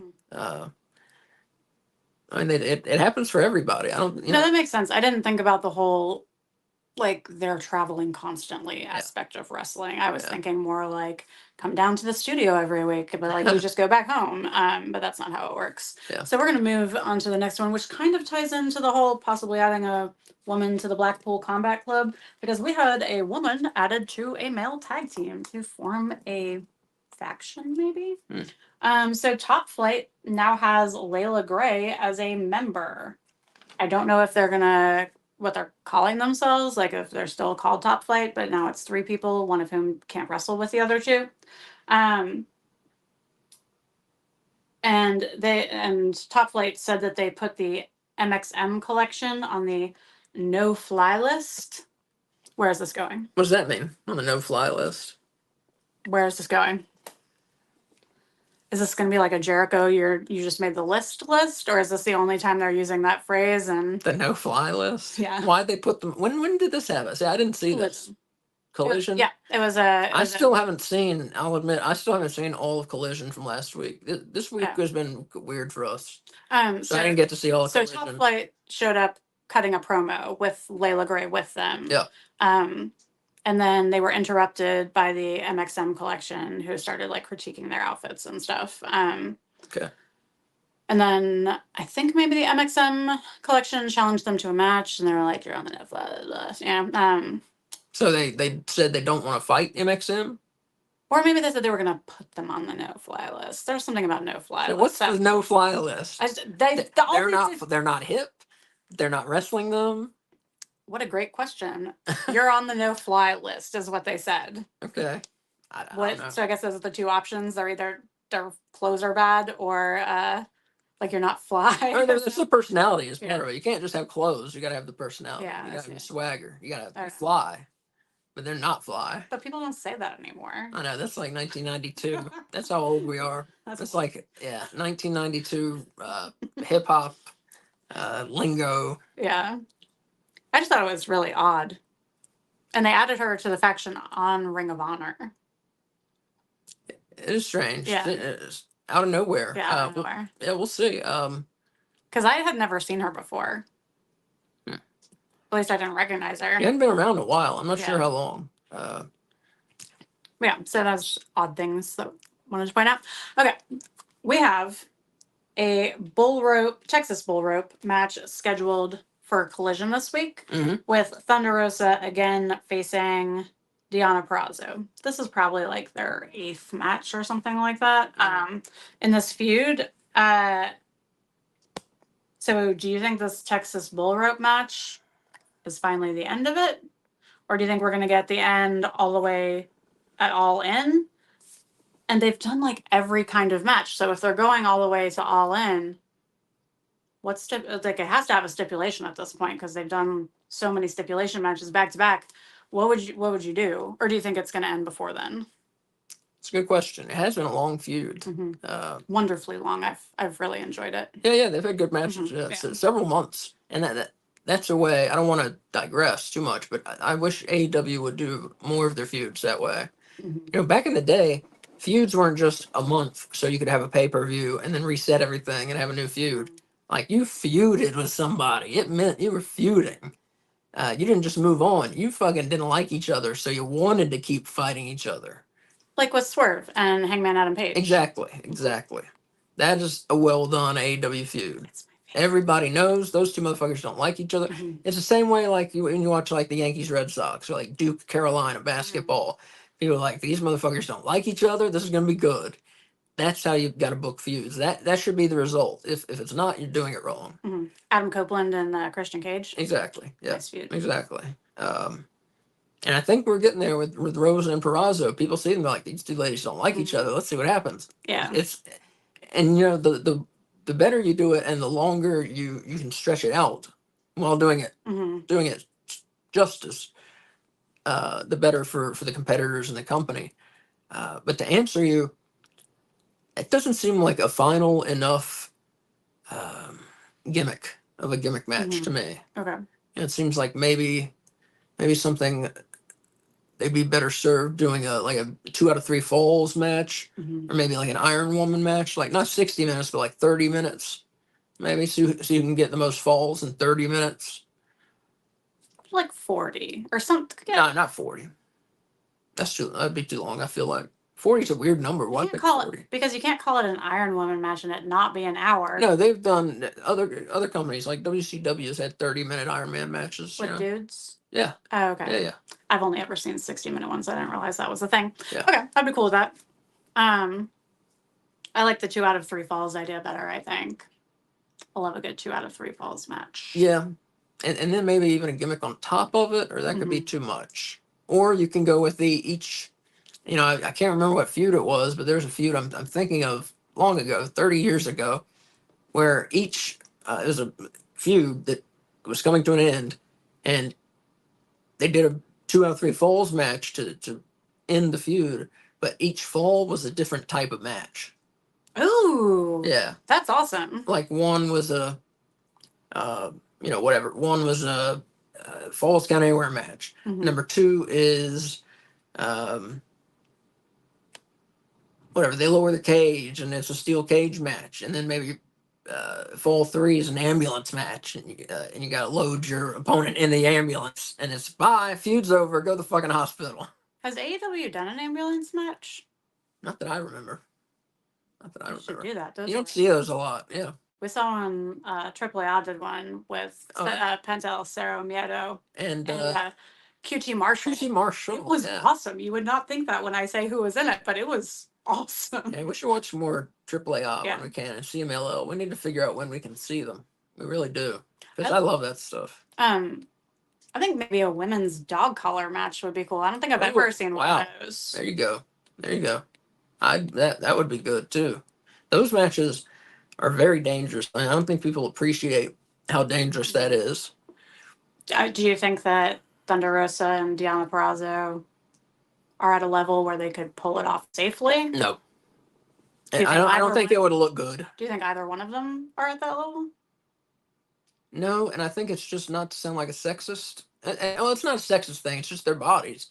I don't think they have the strength, the upper body strength, to pull it off. Because you got to be strong up here. Because a lot of what you're doing, is yanking. Yeah, you're getting yanked a lot, and you don't want anybody to injure their neck, really. So that's why it's generally men. Because a lot of the things have to do with pulling the chain and this and that, and like I said, people can really get fucked up in this match. Or if somebody like flies over the ropes, they go the wrong way, and they drag you with them, or they get fucking hooked the wrong way in the ropes. or whatever. It could just lead to some very awkward moments if you don't do things right. That'd be cool for like a Camille versus Nyla Rose match. They're the two like bigger women on the roster. That would work. See, that would work. I think. Yeah. But just like I said, I feel like just their physical frame, their bodies are not big enough to sell it like it should look.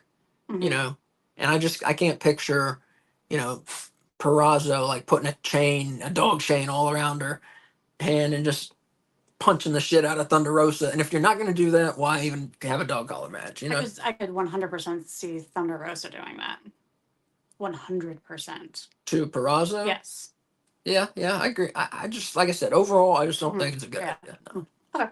But I do like my own idea about the 2 out of 3 with the changing gimmick. Yeah, and I could be wrong about the dog collar match. I could be totally wrong. I'd like to see it. I would like it if they tried. Sure. Yeah. As long as it's safe. But I think I'm right. Okay.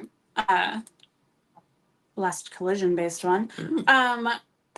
Do you think there is an Acclaimed heel turn coming? And what is the solution to the problem between FTR and the Acclaimed? Is there an Acclaimed heel turn coming? No. Okay. They're one of the biggest merchandise sellers. When people, I see people on the internet saying, their act's gone stale. I don't think they're in the arena. They got a big pop last night. Yeah. They were one of the more popular acts on the show last night on Dynamite. And then everyone was horribly disappointed that he did not get to rap. Exactly. Yeah, I don't know if the mic was really fucked up or if they, what the deal was. But yeah, we didn't get to hear Max Caster rap last night. No, I think it was intentional that Dax had the sound people not let his mic have sound. I see. That's how I took it. I see. I didn't know if he was just playing it off or if that was true. But yeah, no. They've got an act. Scissor Me and all that shit isn't as big as it used to be because it used to be the biggest thing in the damn promotion for a couple of weeks, for a month. They were the number one act in the promotion as far as popularity. A month, 6 weeks, something like that. It was big. People loved it. I loved it. But it's a little stale. I mean, we can all admit. I think it's a little stale. To me, there's only so long you can go around saying "Scissor Me, Daddy" until it has no effect. I think the scissoring might be done. Like I think Anthony using them as a weapon in Blood and Guts. Yeah. That might have been the icing on the cake. We're done now. Yeah, I think so, and that would be a good way to leave it. Because obviously it's gotten stale. People still like the scissoring, don't get me wrong, but we've seen it go down and down and down in popularity. So you don't want to just beat a dead horse. And hopefully they can see that that's where it's going. And I think we're seeing that on television. We're seeing that they just their inclusion, the Acclaimed, their inclusion in the Blood and Guts match is the Acclaimed turning a corner in their careers. Because you think about blood and guts and a steel cage, you don't think about Max Caster and Anthony Bowens, but they went in there and they had a hell of a match. Yeah. Just with everybody else. And they fit right in. So, yeah, I think it is, they are turning a corner. So, like I said, no heel turn. They just need to figure out what, and I don't think the rapping should go anywhere. I love Max Caster's raps. I think he's really clever. I'd like to maybe hear a different beat every now and again. That would be nice. No, I like it. I say don't change it. But the rapping bit, no, that's how they started. They became one of my favorite acts because I was like, this motherfucker's funny, But then they can wrestle also, which is nice. So yeah, keep the rapping. And I'm always shocked when I see people on the internet say, "Oh, I don't like the raps," or they're offensive. It's like, he's supposed to be offensive. That's his character. Yeah. It's rapping. It's supposed to be over the top. That's like hip hop music is like supposed to be, I thought, over the top, kind of like on the edge kind of thing. That's my understanding of it anyways. I really like your point though, that it's not a heel turn, it's a turning point in their careers. So they're not moving from good guy or faces to heels or good guys to bad guys or whatever. They're moving from kind of gimmicky tag teams that everyone loved that still wrestled really well to they're taking themselves and their role in AEW more seriously now. Yeah, exactly. And I think that their recent promos and in-ring talking or whatever, I feel like that really aligns with your point, Like, I feel like since Blood and Guts, what we've been hearing from them has had a very different tone. Mm-hmm. Yeah. And yeah, we've seen it in their performances, I feel, as well. They're not, they act more serious in the ring. Yeah. And I think, that's not to say they can't do comedy or shouldn't or anything like that. I just think right now in their career, that's not what they need. They need to, like I said, be seen as having taken this turn so people realize they're not just a comedy act. They can fight, they can wrestle. And then, in a couple months, we can get a new comedy thing from them that's not Scissor Me Daddy. They can have more comedy things and change up the act some, and that's fine. Like I said, that's just not what they need right now. Yeah. I don't think. Question that kind of ties into this. What are they going to do to fix this who's going to face the Young Bucks at All In problem? I thought we talked about it last week, or I don't know. I keep expecting it's going to be a three-way tag match. But how's FTR going to get themselves in that? Can they just put themselves in? Oh, true. Well, do you think they're going to incite enough indignation from the Acclaimed that they'll say, like, well, we'll face you, and if you think you can beat us, then you can get a spot in our match? Yeah, I think, like I said, I think we talked about this, and I think that's what I said, actually. I could be mistaken.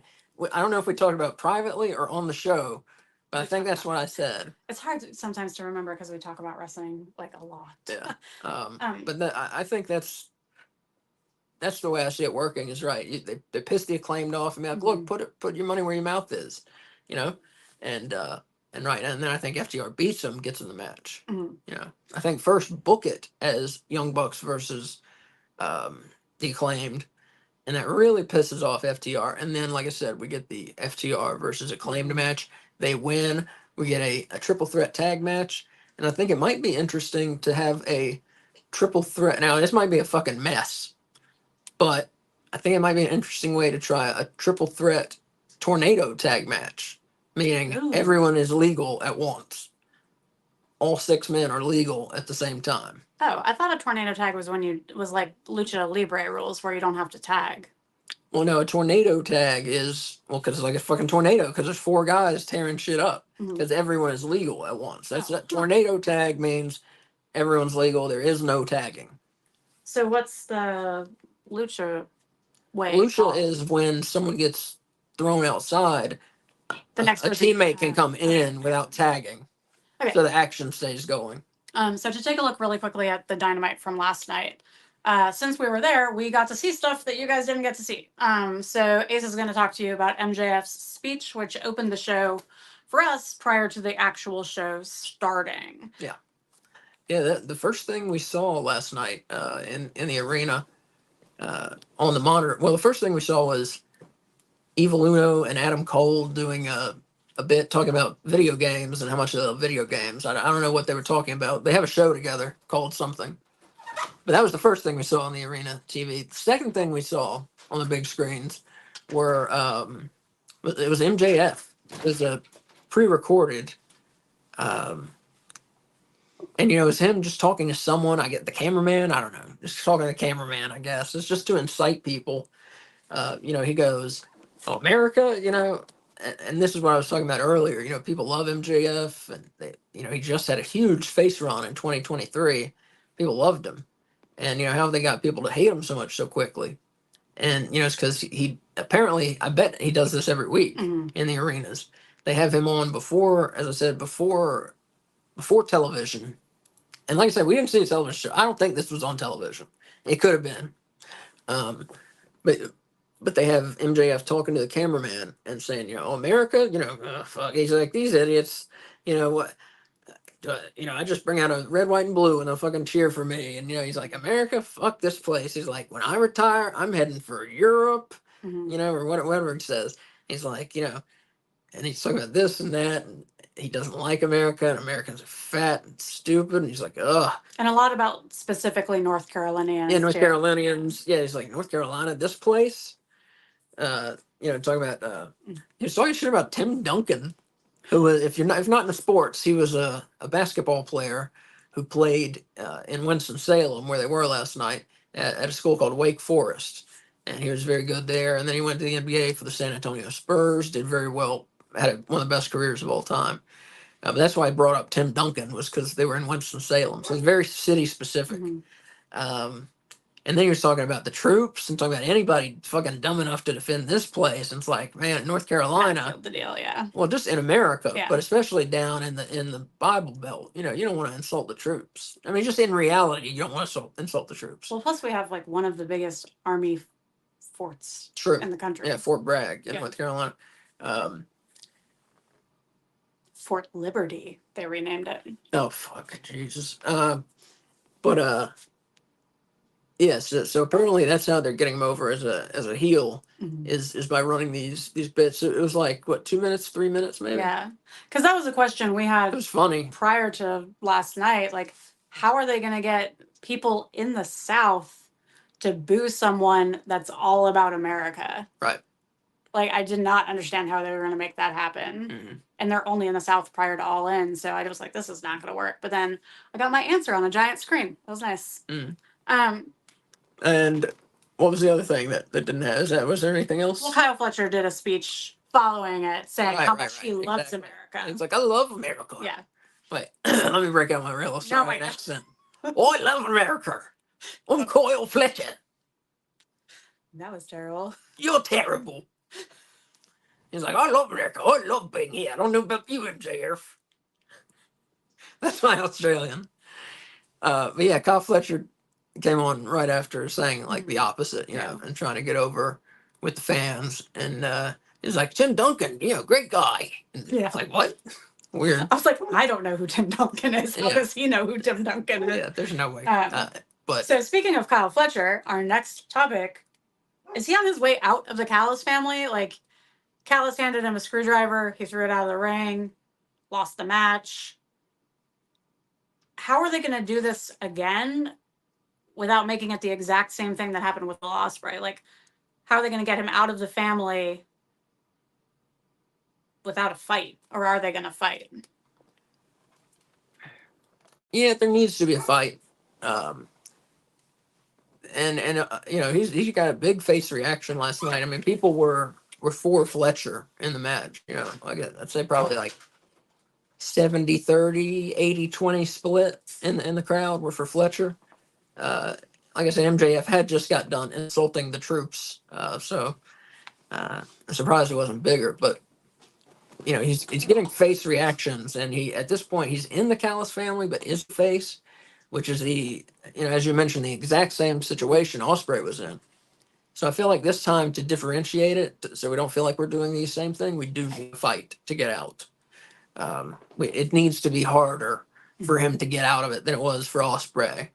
But they just wanted to hurry up so people can cheer Will Ospreay and feel fine about it. The Fletcher thing doesn't need to be hurried, and will even help his character a bit if it's not hurried. Yeah. 1 week he has a match. Okay, if you win this, we'll let you out. And then of course they cheat. Mm-hmm. He loses. He's still with them. You got to stick with us. They keep trying to interfere in his matches and help him. He's like, go away. I don't want you. All that kind of stuff. And then the next week, 2 weeks later, whatever, he has a match against another Callis family. If you lose, or excuse me, if you win, you're out. Mm-hmm. He loses that one, et cetera, et cetera. So the fans are getting on his side because they know they don't want anybody with Don Callis. He's a slime, That's the way I could see doing it. And then you're building up his like face credentials at the same time. You're getting him pissed off, and you're like seeing him come to a boiling point, if you want to call it that. And then finally, right, he gets pissed off enough, maybe with Will Ospreay's aid, even. He finally does get out and away from the Callis family. And either on his own, or I would love to see he and Will Ospreay reunite in a faction. They were a faction in New Japan called United Empire, right? Maybe I can't do it. Is it that? I think I did it. Yeah, my finger was sticking, but I wasn't supposed to. Anyways, but it was Will Ospreay, Kyle Fletcher, his tag Mark- team partner, Mark Davis. Mark yeah. Davis. Was that it? Yeah, Mark Davis. No, I mean, was there anyone else? Those are the only ones I know of. No, there was another guy, wasn't there? Those are the only ones I know of. Okay. But anyways, those three were definitely in United Empire. Like I said, we don't watch New Japan. I just hear about it. But yeah, I would love to see that get going again. I want them to be a tag team and face the other members of the Callis family. Ospreay and Fletcher. I want them to tag to get Fletcher out. Huh. Like, I want him to say, like, I'm done with you. And then them to be like, we're not letting you go that easy. And he's like, well, I'm going to defeat you with Will Ospreay. And then we could have Ospreay and Fletcher versus Takeshita and Roosh. There you go. That'd be great. That'd be great. Because I think they're the only two members left that aren't injured. Yeah, there's Takeshita, Roosh, Fletcher, kind of, and Hobbs is injured. Who else? Trent Beretta. And Trent Beretta's injured. Yeah, they've been trying to do stuff with that faction. Yeah, Trent's gonna be a little bit, I think. You know, the screws in his neck fusion came loose, and They broke. They broke. That's what he said. Okay, they broke. Excuse me, they broke. And God, that's not good. Isn't that horrifying? Like, that's horrifying. What were they made out of? And does wrestling damage you that hard? Because he said wrestling did it. Of course. Yeah. Of so course. I mean, like, my God. Well, I mean, if you ask me, and I'm not trying to be mean to the guy, but I mean, it was a fucking stupid thing for him to come back in the first place. Yeah. I guess it sounds mean, but I mean, I'm not trying to be mean. I'm just trying to be honest. Is like I said, I've had a fusion surgery in my back. I would never, like, I don't even go outside when it's icy. Mm-hmm. You know, I'm not trying to break that shit. I definitely would not let people slam me onto tables and shit. Well, like, slam me in the ring, you know, and every week on the cars. Yeah. Yeah, he had this parking lot match against Chuck Taylor. That was one of the last matches he wrestled in. He had like 2 more matches after that. I mean, maybe this is the only thing he does well. Maybe he's got to wrestle to earn a living. I mean, maybe the thing is, you know, he's got to wrestle to earn a good living, and that sucks. I mean, if he's in that place mentally, that sucks. But there are a shocking number of wrestlers who have had fusion surgery that are wrestling. And surprisingly, it seems to last for a lot of them. I would like to see the stats on it. But yeah, there are a number of them, right, who have had fusion. And the idea behind fusion surgery is that in short, they use a bone graft, and the existing bone grows onto that, it reforms, and it's like new again. The bones. That's a little point of it. That's part of the surgery. So allegedly, it's just as strong as before. You know, I asked them, like, when I had back fusion surgery, you know, I said, well, what could jam this loose? What do I not need to do? And they're like, you'd have to get hit by a car or something. You know, that's what they told me. Or truck. I mean, it might be what they said. They'd be like, you'd have to get hit with a truck. You know, this is going to last. It's meant to last your whole life. Because that's the thing, is you're growing bone together, kind of. Dead people bone. Dead people. They take dead people bone and put it in you. But yeah, so like I said, the idea of the surgery is that they're just as strong as before, maybe even stronger, possibly, because you don't know how, you know, exactly how the bone will grow back. It could be better than before. That's the idea behind the surgery. But like I said, just me having gone through it and go through the recovery, I would never do anything to risk it. But I'm not making my living with my body, obviously, like Trent Beretta is. Well, I don't know. Obviously, you don't know what I do for a living. But I don't make my living with my body, is my point. And Trent does. And like I said, it's sad. If he is in a place like that, where he feels he has to wrestle to make a living, that sucks. I think a lot of wrestlers, though, like, they become addicted to the crowd, you know, like, and the adrenaline rush that comes with being a live performer. And I think that's really hard to let go of. But anyway, so our point is that Don Callis' family almost doesn't exist at this point. Because they got 3 members. One looks like he's got a foot out the door. Yeah. I took a weird deviation there. But yeah, Trent, I mean, just for his own health, I hope he retires. And I hope he has something he can fall back on, you know. I wish the best for the guy. I don't want to see anybody get hurt, you know. permanently, He'd something be a like good that. manager. He can talk. Yeah. I mean, I'm sure he has a place in the wrestling Yeah. business. Yeah. Take an occasional light bump, like managers do sometimes. Yeah. So I'm going to talk about the Elite real quick, and then we're going to wrap this up and move on to our next segment. Darby pointed out in a promo this week that we haven't seen Jack Perry since Blood and Guts. Mhm. We haven't seen any of Team Elite since Blood and Guts, with the Yeah. exception of Hangman. Right. So what's up with that? Like, we have Okada and Claudio having a match at an undisclosed place and time for the title. Do you think that's happening at All In? Are the Young Bucks? Are we going to see them on television? They're 17 days from now. I feel like Claudio and Okada. Okada is happening at All In. Okay, That's my thought. Just tell us. I mean, because they're drawing it out. It's not obvious. It's not as obvious to everyone. Oh, okay. Not everybody has been watching wrestling for like 30 years or. I haven't been watching wrestling for 30 years. I think it's pretty obvious. Well, it's very obvious, but some of them are kids too. Oh yeah. A lot of it's TV 14 the rating, I think. So I'm sure they have a lot of younger viewers. I think. Mm-hmm. So everybody doesn't know where it's going, but a lot do, I think. But whatever, that's how wrestling is. A lot of it is predictable. Yeah. But that's a lot of the fun in it. It's tradition. That's why a lot of things in wrestling are done as tradition. So it's kind of weird to think about that. And we, as fans, things that last is because we love seeing them done over and over and over. Yeah. Because we like it, it works, But all right.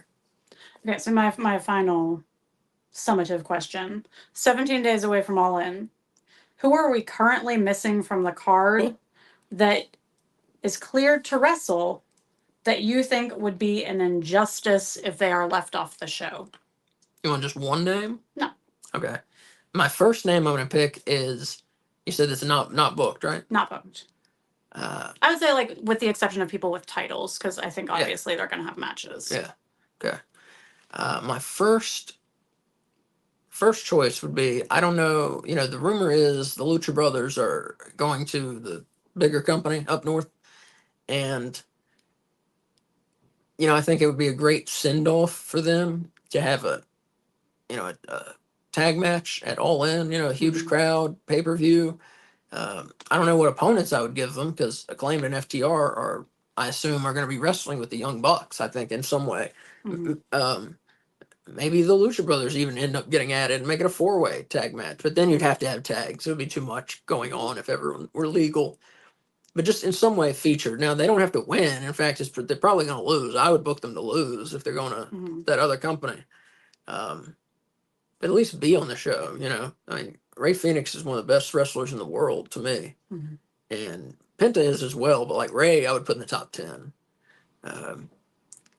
Yeah, so them for sure. It sucks that they're supposedly that they're leaving. That sucks. That makes me sad. I mean, I think they were AEW originals. If they weren't original, they were damn close. They've been there for 5 years. I think they were originals. I think they wrestled before it was AEW. I think they were on the All In before it was AEW. So. I would like to see Pac wrestle with them one last time in a trios match as Death Triangle. But yeah, I think that's a great way. That's a good idea. I hadn't thought of them, but that's a great send off for them. So that's their last AEW memory before they go to that company up north who historically is shit at booking luchadors.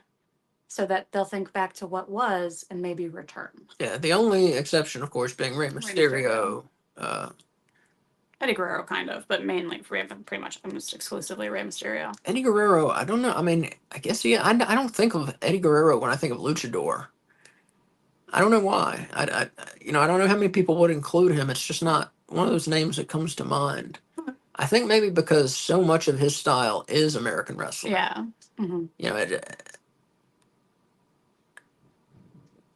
It's just, like I said, I'm not saying he's not a luchador. I'm just saying it's not a name that comes to mind when I think luchadors. I don't think Eddie Guerrero, and don't think I'm criticizing Eddie Guerrero at all. He's one of the best wrestlers ever. I'm just saying I don't think of him when I hear luchador. That's all I'm saying. But yeah, like I said, that'd be a great way to go out is to have one final killer match, which is what they've done for 5 years in AEW and been one of the best acts in AEW. Been World Tag Team Champions, have been Trios Champions with Pac.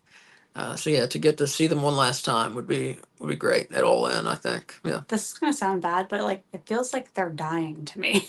The fact that they're leaving AEW, like it is heartbreaking. A little. I usually don't watch that other company, but I have to admit I will be keeping an eye on what the Lucha Brothers do. What happens with them? Yeah, I'm curious. I got to see what happens going on. I pretend to watch it so I can talk to a custodian at my school about WWE Mm-hmm. because he calls me that girl that likes WWE, and so I can't break his heart by telling him I don't watch it anymore. So Yeah. I keep enough up with it enough that I can engage in discussion. Anyone else that you think injustice if they're left off the card? Yeah. The first name actually that came to mind, believe it or not, before the Lucha Brothers was Hologram. You know, this guy is brand new to AEW. He's amazing. And again, I say this, if you have not seen one of his matches yet for some reason, you know, after the show, look him up, Hologram AEW, and some highlights, whatever. Find the match, look on your DVR, whatever you got to do. He had an awesome match against the Beast Mortos, 1 or 2 weeks ago. Mm-hmm. His debut was who? Do you remember? I don't remember. He's 2-0 in singles matches, though. They're both great. And he had a tag match where he tagged up with Mystico from CMLL, and that was a great match, too. Those two were a great team. So whether it's a tag match with Mystico, that would be cool, or whether a solo match, I really don't want Hologram thrown in the Battle Royal at All In, which is, I think, a lot, or it's not Battle Royal, excuse me. They're having a casino gauntlet match. I really don't want him thrown into that because I think a lot of people are just going to get thrown into that so they can say you're on the card, which, hey, that's fine. You know, the casino gauntlet matches are usually really good. So that's cool. But I want him to have like a 1-on-1 showcase or 2-on-2 showcase so he can show people on a bigger scale what his abilities are, because that guy is amazing. I don't know. I don't know. I can't urge you strongly enough. If you haven't seen his matches, go watch your matches. Go watch his matches. I mean, maybe your thing isn't luchadors like mine. Like I love lucha libre. I love the style, and I've seen a lot of it. And he does things every match that I've never seen anyone do before. You know, at least 1 or 2 moves every match that I've never seen before. So I mean, that's saying something. The guy's great. He deserves to be, and the fans love him. I mean, and even if at first the live crowd, even if at first you could tell like his second match, most of the people maybe didn't know him still. Before the end of the match, they were all, chanting his name. It was like that in his debut match. They Right. didn't have to wait till the second match. Like they were for him immediately. Yeah. I mean, he's awesome. He's outstanding. I don't know who I put him against. That I'd have to think. I don't want dead air here, so I don't want to stop and think. But I would have to think who he fights. But I would. If he's ready and to come back, Bandito. Or shit, hey, even fuck, maybe put them together. Maybe do Mystico and Hologram versus the Lucha Brothers, and just put them together like that. And have Mystico and Hologram get a big win. And just overshadow all of the other wrestlers for the rest of the card. Yeah. So. I think I'm gonna keep that as my answer. Yeah, try and do Mystico and Hologram over the Lucha Brothers. Yeah, that would be awesome. Do you feel like we're getting many big returns at All In that they've been holding off on, or do you think they're only going to do like 1 or 2 so that they don't overshadow other things going on? Because Jamie Hayter's out and injured and supposedly coming back sometime soon. Adam Cole, I had one and then I lost him. Kenny Omega? Julia Hart. Yeah. Because she had like a broken wrist or something. And Mark Davis is another one that should be, I would think, healing by now. And then we also have Ricochet, who is supposedly signed with the company, who's got a debut at some point. Wait, did he supposedly sign already? I thought or he is supposedly coming? I thought you told me he signed already. No, I heard it's a done deal, which is not literally. He's not literally put pen to paper. I Oh, believe. I don't okay. think so. Okay. Now, But he's done in WWE.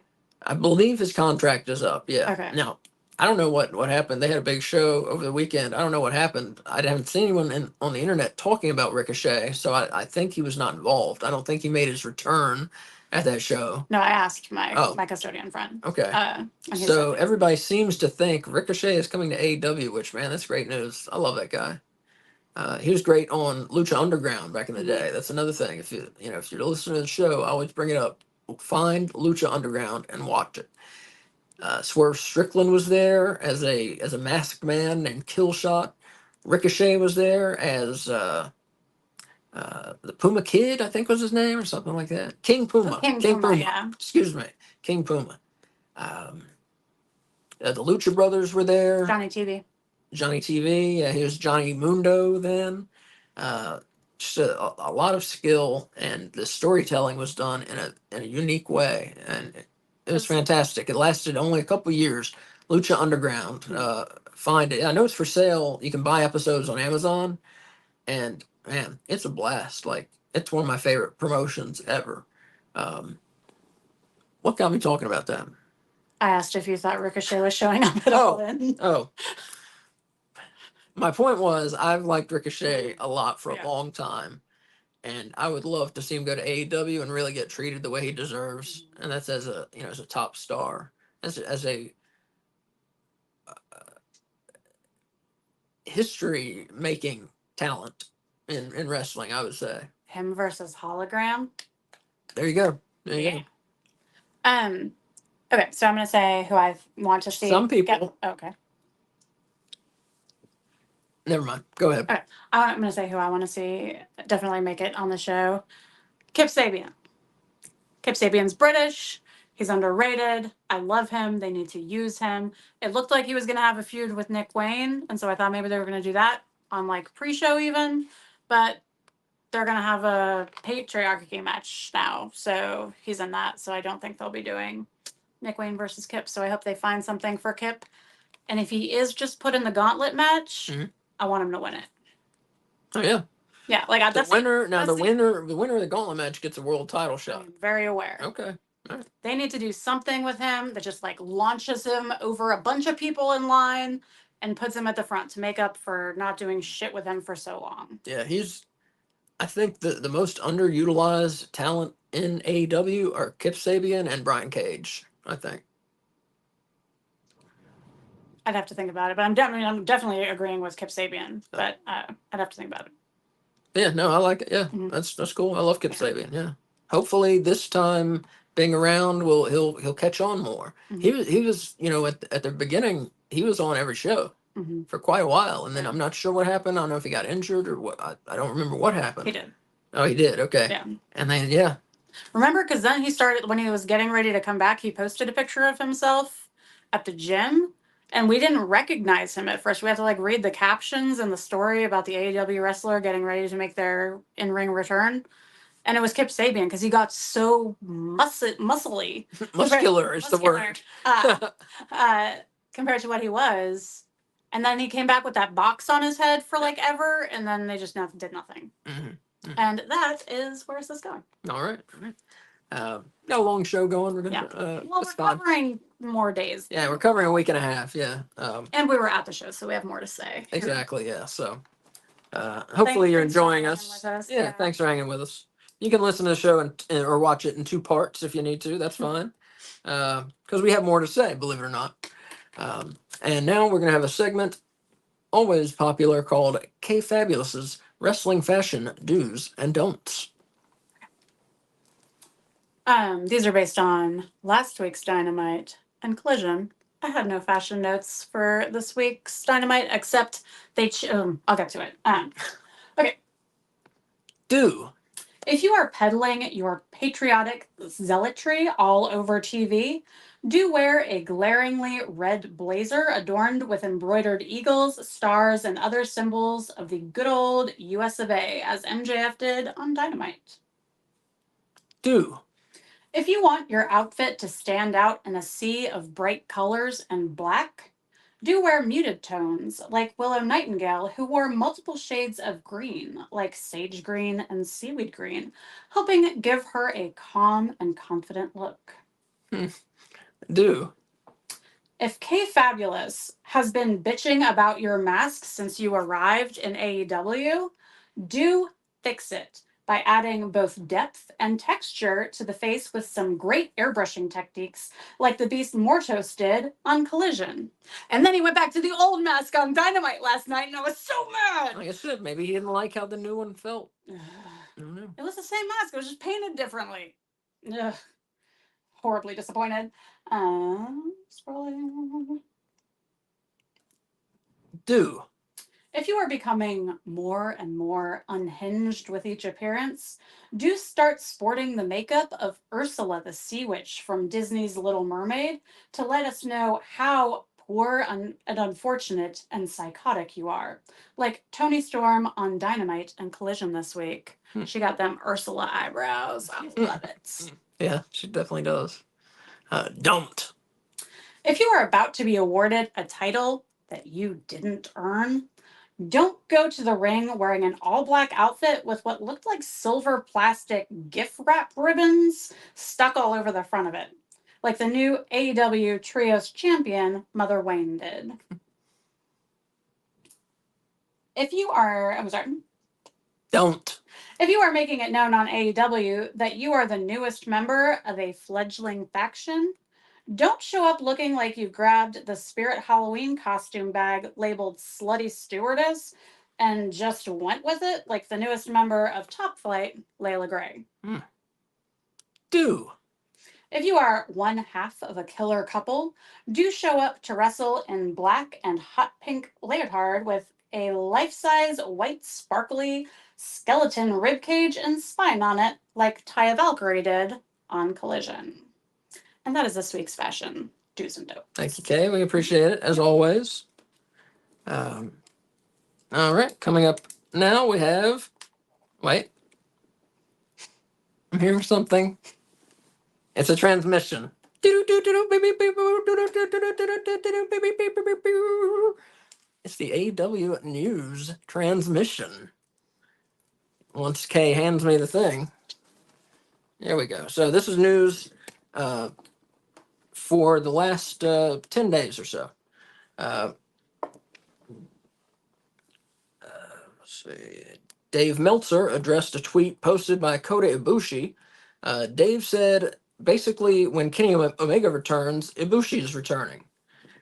So, a lot of people, want that to happen, reunite the Golden Lovers. Personally, I just want Kenny Omega back. I want having killer singles matches. Ibushi's okay, but I don't think he's nearly on the level of Kenny Omega. And I don't think most people want to see Kenny in a tag team when he comes back. I think they just want to see him doing his thing as like one of the kings of wrestling, personal. Yeah, and also Dave Meltzer said, I don't think it's like months and months away. I don't want to say this because I feel stupid saying it, because he's not told me anything in this regard, but just the vibe I have is it'll be before the end of the year. So that's nice to hear. It's great to hear because at first they weren't positive he was going to be able to wrestle again. So that's fantastic news. All right. In a statement issued to Bully Ray that was read on Busted Open After Dark, Shane McMahon confirmed, I can't even believe I'm saying this, confirmed that he had a, quote, great meeting with Tony Khan. He said, Tony and I were connected through a mutual friend, and we had a great meeting. We talked about many things, but mostly about our shared love for the business and the rewards and challenges of working with family. I congratulated him on the 5-year anniversary of AEW and look forward to see how he evolves the business moving forward. That's a pretty nice sentiment. The AEW president was asked about McMahon while appearing on Sedano and Cap, I guess, on Tuesday. Tony Khan said, I had never met him in advance of my first conversation with him. There was a lot of buzz about this, so I thought it would certainly be worth talking, and I have a lot of respect for him. I had never met him, but he seemed like a really nice guy. I sat down with him. He was fantastic, etc., etc. So he goes on. He loves talking to Shane McMahon. I don't like where this is going. Personally, I want the McMahons kept as far away from AEW as they can be. Yeah. This isn't about the McMahons. Like this, it's about the whole deal. It's about the wrestling fans wanting and finally getting what the McMahons didn't give them, which was, awesome wrestling, with, and going with what the fans wanted a lot of the times, including what the fans wanted to see. Uh, not 40 minutes of talking in a 1 hour show, all those things that AEW got away from the McMahon style of doing. I don't know why you would bring McMahon in to help. I hate this. Especially when your company is like all about putting the wrestlers first, in my opinion. Right, yeah. Like, and of course, the McMahon company was all about putting the dollar first, Yeah. putting themselves first. So no, I really hope Shane McMahon does not get involved with AEW personally, not at all. Daniel Garcia contract update. During the recap of Dynamite, Brian Alvarez said that while nothing is official, people in AEW believe Garcia will, quote, most likely resign. Meltzer agreed, saying he had been hearing something similar while giving pause that it's also not a done deal. The exact date of the 25-year-old Garcia's current contract expiration hasn't been made public yet. Against strong competition from the Olympic Games, Wednesday's episode of Dynamite on TBS averaged 609,000 viewers, down 22.5% from the previous week. People love the Olympics. It's the lowest audience for Dynamite since June 19th, and the second lowest the show has ever done on a Wednesday night. I would be interested if the first lowest was during the Olympics 4 years ago. But yeah, that's tough. The show averaged a .18 rating in the 18 through 49 demo, down 30.8% from last week, and the lowest rating it's done in that category since June 19th. Also, Dr. Britt Baker, DMD, was suspended and fined by AEW for a backstage incident involving MJF and his girlfriend and backstage interviewer, Alicia Atout. Dave Meltzer reported the popular star, who just returned from a lengthy absence due to injuries and a medical issue, was either suspended, quote, for either 1 or 2 weeks and fined by the company's disciplinary committee, unquote. It's unknown when Baker's suspension is up. It's up. It's known. She was on the show last night. Virtually. Sorry. That was the rest of that was outdated. It's because she was there. Sorry. It's okay. MJF, the traveling American champion, successfully defended his title in Mexico City on Friday night. He had defeated Templario to retain the AEW American Championship at CMLL Super Viernes in Arena, Mexico. That means Super Friday. The next challenger for Kazuchika Okada's AEW Continental title is set after Claudio Castagnoli, a 3-way on Collision, and a title eliminator. The date and location for the match is yet to be announced. And of course, All In is a very probable candidate. Saturday's Collision episode averaged 189,000 viewers on TNT, down 50.5% from the previous week. Of course, the reason for that, the show was on at 5 p.m. in the East. So 4 in the Central, 3 in the Mountain, 2 p.m. on Saturday afternoon in the West Coast. So obviously it wasn't going to do its biggest rating. The show comes on Saturday nights, people know. So it's on, against the summer day sunshine and against the Olympics. Mhm. Obviously, it was going to struggle, And SummerSlam's pre-show, I believe. Oh, is that right? Okay. Yeah. And as well, they moved it earlier, I guess, so they didn't compete with that show, compete with SummerSlam. I think so. Yeah. But But yeah, so that, anyways, it's the lowest audience title in the history of Collision. Like we just said, a lot of factors why. I think they expected that. You know, when you're airing live at 2 p.m. in California on a sunny summer day, nobody's sitting inside watching TV on, on a sunny summer day, not unless they have to be inside, But I love an inside wrestling show to go to live in the afternoon. That's true. That's the sweetest, because then you get home and you're not like exhausted and about to pass out, and I agree. it's nice. I agree. In the 18 through 49 demo, Collision drew a .08 rating. Yee. That's the second lowest rating in show history. So ratings will be back up, I believe, this Saturday. And I'm sure a lot of people knew that it wasn't on. They just didn't care and had better stuff to do at 5 p.m. on a Saturday. I'm trying to think. Including us. Including us, yeah. I didn't watch it live. Me either.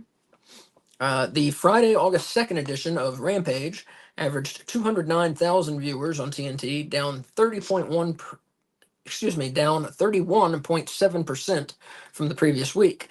It's the lowest audience total in the history of Rampage, including times when it was moved to the afternoon or aired very late at night. That's not great. Nope. But of course, same thing. Olympics, they're killing everything, the ratings. So it's not a surprise. I'm sure a lot of things are having their worst ratings ever at this during this week. People stay glued to the Olympics. I've not watched 1 second. I like the Winter Olympics a lot better personally. I have watched many seconds. Oh, really? Yeah, of What'd you watch? gymnastics. Oh, gymnastics. I watched the basketball. We've been busy. I enjoy the basketball, but Summer Olympics, I don't really care. They played Serbia today, I think. Where's Jokic from? That's who they played. I believe Serbia. Yeah. Okay.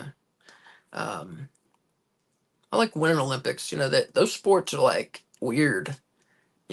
Like curling and the skiing with the guns. And then the biathlon? Yeah. Ski for a long time and then shoot at some shit and ski some more and then shoot at some shit. I love it. Yeah. Hockey, obviously, all the winter games are weird. It's like all from cultures who lived in some frozen place and were dying to figure out how to have some fun. Mm-hmm. So they came up with this weird shit. And then you got like the luge. That's just crazy. The luge. Curling's the best. Like, I'm gonna slowly push this stone and then use a broom in front of it to make it go faster. Yeah. I like the Winter Olympics. Go to the hole, but don't go in it. Like, I love it. Mm-hmm. It's like ice cornhole. Basically, yeah, sure. Yeah, I'm a Winter Olympic guy. I just want to be on the records as saying that. I'm a Summer Olympic person. I like gymnastics. Although you do have figure skating. Bobsled. I enjoy the figure skating, yeah. Bobsled, all that stuff. I really enjoy the Winter Olympics. Back to the news. I thought just giving them a glimpse into my personal my personal life. Let's see. Lucha Brothers seem to be leaving AEW. Brian Alvarez reported that the internal belief within AEW is that they are leaving for that company up north when their contracts expire. This comes after Wrestle Purists reported earlier on Monday that the two were expected to leave, and a Trios Championship match that had been set for All In involving the duo has since been changed. The Lucha Brothers have been part of AEW dating back to the company's first show in 2019. And that Trios show, I never heard anything about it being official. Trios match. No, it was never. It was in the works. Right, and behind the scenes. Behind the scenes, yeah. Okay. Yeah. Nigel McGuinness discussed a possible match against Bryan Danielson in a new interview with Chris Van Vliet. McGuinness said that when he first signed with AEW, Tony Khan confided in him that the company was set to run a show at Wembley. The possibility of wrestling at the historic venue led McGuinness to consider a return to the ring to face Danielson. Before anything could be decided, Bryan broke his arm and missed last year's All In. McGuinness said, quote, when asked if a match against Bryan Danielson in Wembley would be his terms for an in-ring comeback, McGuinness responded, quote, it certainly feels like that. You know what I mean? It certainly feels like that. All roads to me, I think, certainly aimed towards him. I don't really want to wrestle anymore, to be honest with you, other than beating Bryan, obviously, because that's our story. There's our history. A new television show. I think I'm sorry. I'm gonna add I think that's going to be a Wrestle Dream match. Wrestle Dream, Danielson versus McInnes. McInnes, yeah. Cool. Unless he'll only wrestle him at Wembley, but it made it sound like the more important part was facing Danielson, the way I read it, because there was a lot more to the article. Going through the news here, and then we'll finish off. Of course, next is the top 5, and that'll be the end of the show. Just let you know we're running long. I just want you to know we're aware of that, but we hope you're enjoying the longer show and the witty banter and just us, and aren't we great? No, I'm kidding. I'm kidding. But yeah, hopefully you're enjoying it, and like I said, thanks for sticking with us on a longer show. Just like I said, we're covering 10 days. Instead of 7, as per usual. A new TV show called TNT Overdrive, which will feature appearances from AEW stars, will premiere immediately following Collision at 10 p.m. this Saturday. A video clip posted on TNT's website shows footage of car crashes, car chases, and extreme sports clips, along with AEW wrestlers. All right, I've got to watch, but car crashes just make me worried to see. I don't like watching those. I don't like seeing that. I've been in enough car crashes. I don't want to see them. I like it when people get out of their cars thinking it's in park and it's not, and then it like rolls it away empty and hits something. I think that's funny. I see. Tony Khan revealed on X that several wrestlers were having a hard time getting to Winston-Salem for last night's Dynamite due to flights being canceled because of Tropical Storm Debbie. MJF posted, quote, "All flights to North Carolina have been canceled, most likely because no one in their right mind would ever want to go to that garbage state. Not my America. But since I am an American hero and I have an obligation to my country to kick Kyle Fletcher's ass, I'm currently driving at 10.5 hours to give Will Ospreay a preview of Wembley."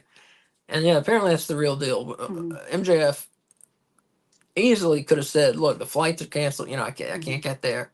Could have said that, but he's a pro. He wants to fulfill his responsibilities to his boss, to his fans, and I'm sure to himself.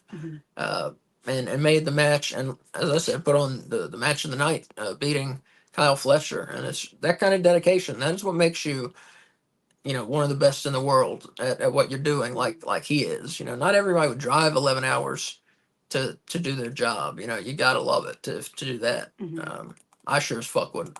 For my job. Plus, I think like the whole drive, I would just be thinking like, this match is going to be so awesome. It's going to blow their minds. Like that's the motivation. Oh, sure, right. He had a lot of time to think. I mean, he seems to me to be one of the brightest minds in wrestling. Agreed. Just the way he presents himself, the way he gets himself over, whether it's face or heel, the way he wrestles, the ways he makes his opponent look better at his expense. He's all around. He might be the best wrestler in the world right now, taking everything into account. I think that's not just wrestling ability. I think that's one of the biggest comparisons between him and Ric Flair. Yeah. Or biggest similarities, I should say, is that he lives his character as Ric Flair did.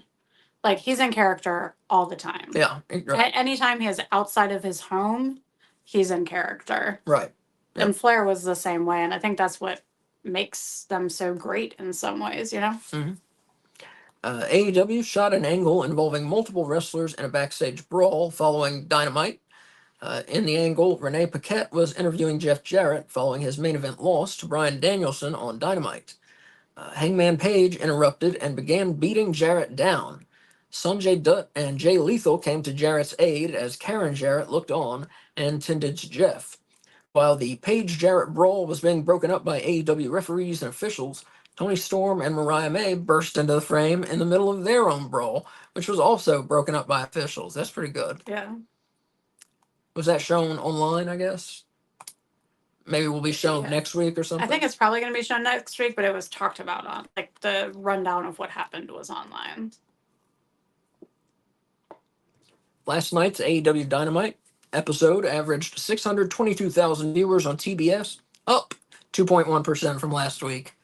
It is the third lowest audience total the show has ever done on a Wednesday night, with all of those episodes coming in the last 8 weeks. And was that 2 of them at least being against the Olympics? Yes. Is it all 3 or just 2? I don't know the answer to that. Well, I think at least against Olympic trials, if not the Olympics. Right, themselves, Olympic trials. Yeah.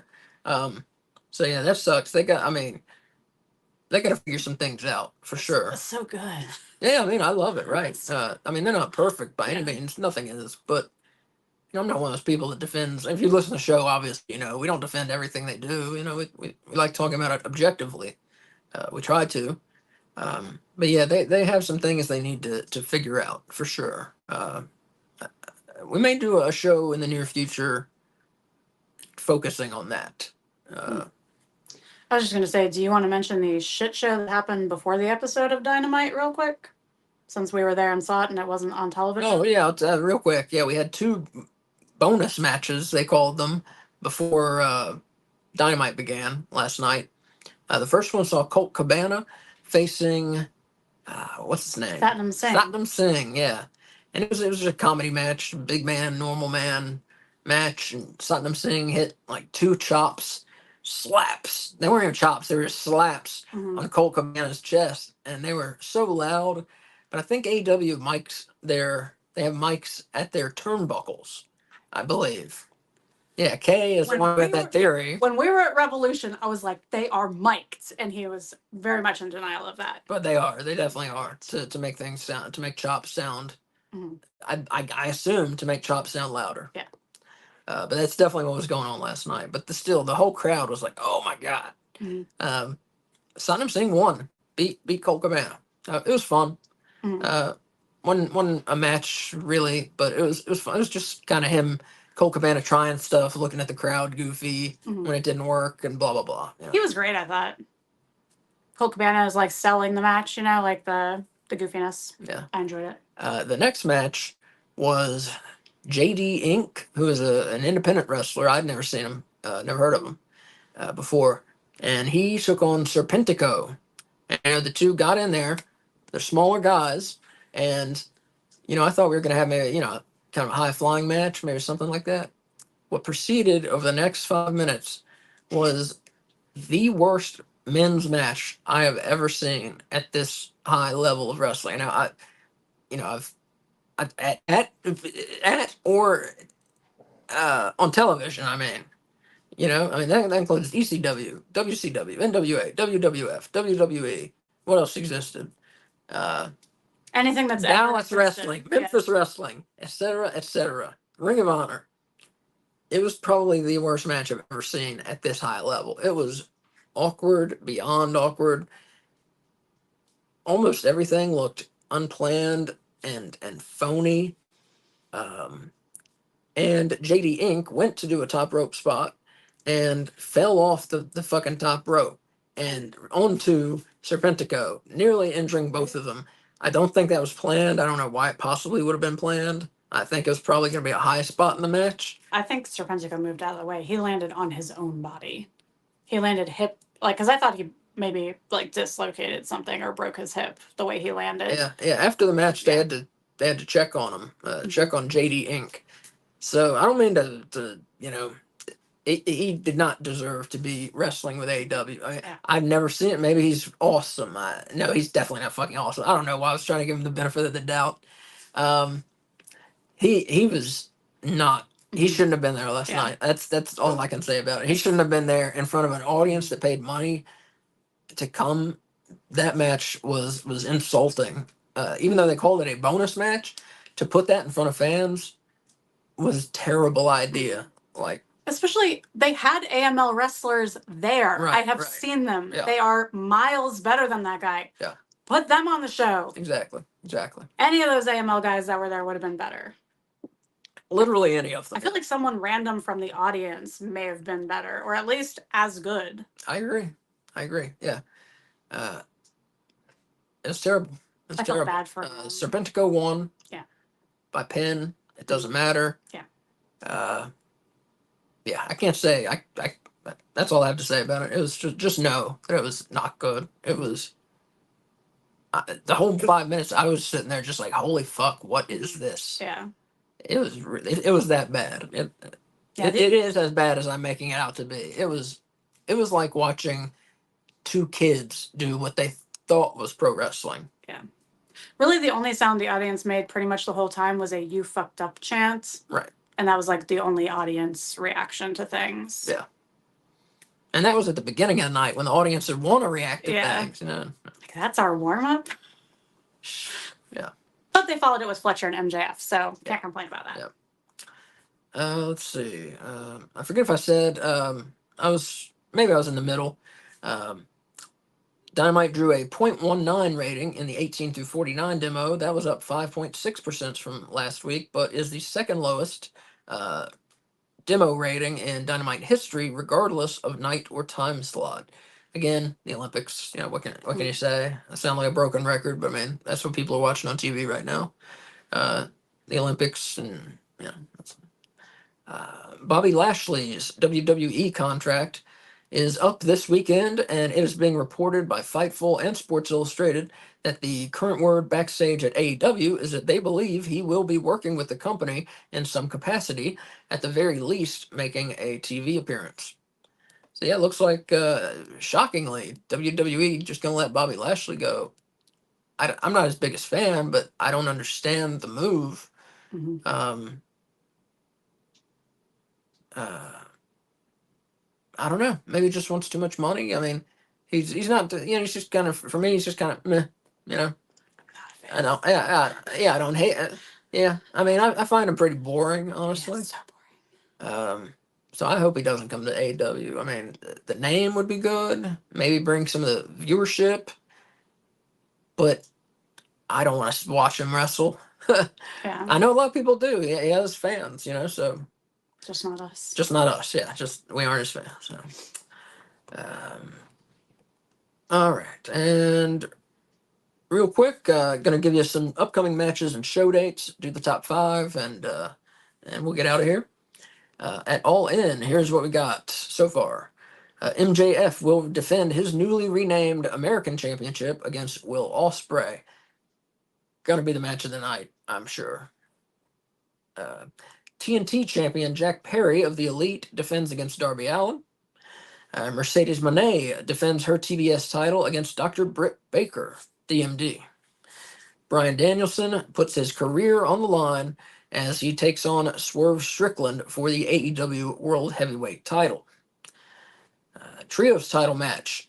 The Patriarchy defend their belts for the first time against either the Bang Bang Gang or House of Black, is the belief. Well, no, it's different. That match is they're facing each other on Collision this week. Okay. To determine who's facing the Patriarchy. All right, I was not aware of that. Yeah. Okay.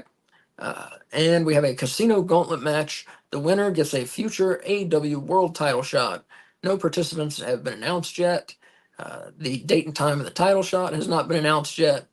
They just want to get people on the card. So I think we'll see a bunch of guys in this one. I'm really glad they're doing that. Put as many wrestlers on the show as you can. Yeah. I like it. Mm-hmm.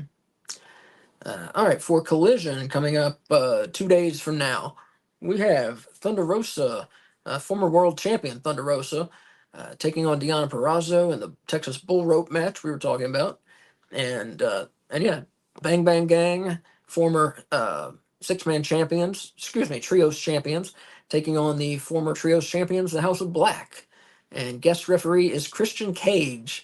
And the winner gets a trios title shot at All In. That ought to be fun. That sounds like a good match. Yeah. So just 2 matches announced so far for Collision. For Dynamite in 6 days, we have Continental Champion Okada coming face-to-face with Claudio, presumably setting up an All-In match. Swerve Strickland, the world champion, faces Wheeler Yuta, seemingly in a non-title match.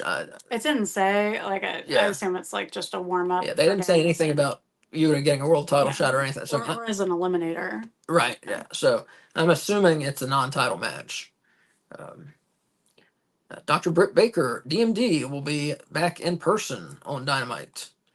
The AEW 5th anniversary show will take place in Pittsburgh, PA, Wednesday, October 2nd, just 1 week after the company's Grand Slam event in Queens, New York. That's where Darby Allin gets his world title shot against either Swerve Strickland or Bryan Danielson. Now, an annual tradition due to the Major League Baseball playoffs on TBS, this year's Title Tuesday edition of Dynamite is set for 1 week later on Tuesday, October 8th in Spokane, Washington. It will essentially act as the go-home show for that Saturday's Wrestle Dream in Tacoma, Washington, as no collision will take place that week. So yeah, what's it called? Title Tuesday edition of Dynamite. Mm-hmm. That's exciting. The most exciting thing out of that, well, number one is the AEW show. Number two, Major League Baseball playoffs. I love it. I love baseball in the cold. Seeing people's breath, seeing the fans in like four, like in Boston, New York, seeing them in like 4 layers.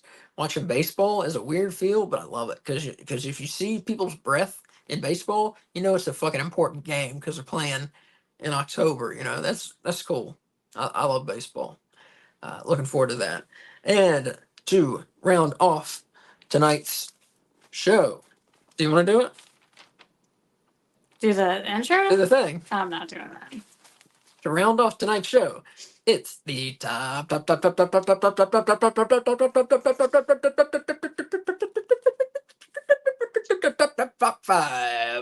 the AEW top 5 rankings for August 8th, 2024. We DGSB, what's up? How's it going? In with a woo. Top 5 time. You're damn right. Every week we strive to bring you the top 5 ratings of men, of women, and of teams in AEW. Our formula, perfect. Flawless, really. Flawless. It's a secret. We'll never ever tell. And this is for the rankings are for this time they're for the past 10 days. So let's get to it. What do we want to do first? Men, women, or teams? Let's start with teams. Teams. Number 5, the conglomeration team of Orange Cassidy, Ring of Honor World Champion Mark Briscoe, and Ishii. They're number 5. They fell 2 spots from number 3 last week. Number 4, up 1 spot from number 5 last week. The number 1 contenders to the World Tag Titles, the Acclaimed. Number 3, making their debut in the top 5, the trios team of the Beast Mortos, Roosh, and Roderick Strong. I've enjoyed this team. Yeah, me too. I hope they give them a name because then it will feel more permanent. Yeah, very cool all-around team there from the Hills. DGSB getting faded with my 2 favorites. Sorry, I've been missing. Oh, it's okay. We're glad, glad you're here. Back, yeah. And just remember, the show's on YouTube, and usually the next day we upload the audio, the podcast, wherever you can get audio podcasts. So you don't have to miss it. You can watch it. You can see what you missed. I try to do it the same night now. I have a new method for posting it on Spotify. What do you say here? Positive. Y'all help me to be myself. Thank y'all. Love y'all. Oh, thanks. Wow. To think that our silly show does anything to improve anyone's real life is really that's awesome. Yeah. I really love to hear that. I appreciate it. Yeah, we're glad you guys listen to us, watch us. We appreciate it very much. And joining in the chat. And exactly. Yeah. More of you should join in the chat. We love talking to you. Where was I though? Number 2 in the teams. The team of OFTR, Orange Cassidy and FTR, just made their debut last night and beat the team of Mortos, Roosh, and Strong. And number 1, another team, never been ranked, and they've made 1 appearance, and that was enough to make a big impression with both of us, apparently. Yeah. Number 1 team, Mystico and Hologram. They had a match. Who did they beat?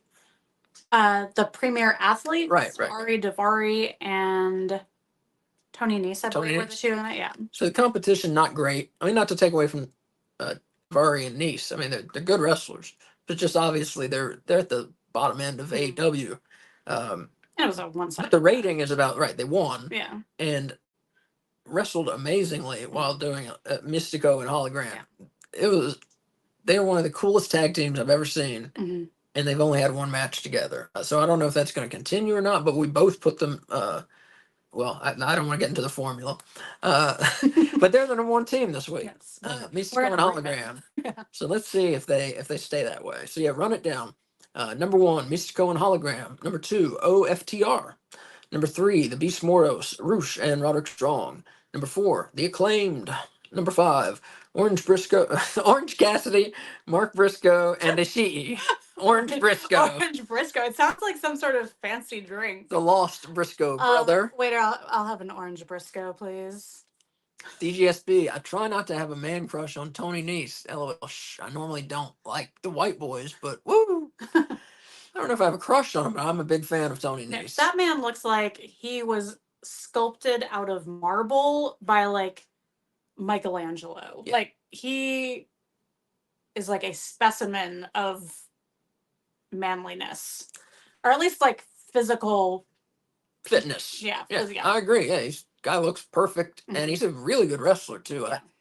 I hope that them using him more is maybe sign of things to come. We'll see. You keep wishing there, babe. I would still like to see it. He's very talented, Tony Nese. Past what we've seen in AEW, they don't really let him do his thing usually. But if you remember in that other company up north, he was their cruiserweight champion when they still had that. And Tony Nese very good. He gets more offense in on Ring of Honor. Yeah. DGSB is saying, I agree. He's an Adonis. Yeah, that's the word I was looking for. Thank you. All right. What's next? Men or women? Let's do men since we're talking about them. Men. So sexy, says DGSB. We got it. Number 5. Back in the top 5. Will Ospreay. He beat Lance Archer 8 days ago on Dynamite. And again, I think it's probably the best wrestler in the world right now. I think Will Ospreay. In the ring. Right? Yeah, that's what I meant. Going purely in ring. Will Ospreay. Number 4 is the man I said maybe is the best wrestler in the world right now. He's back in the top 5, and that is American champion MJF. Won the belt from Ospreay, won the international title from Ospreay, renamed it American title, and defended it against Kyle Fletcher.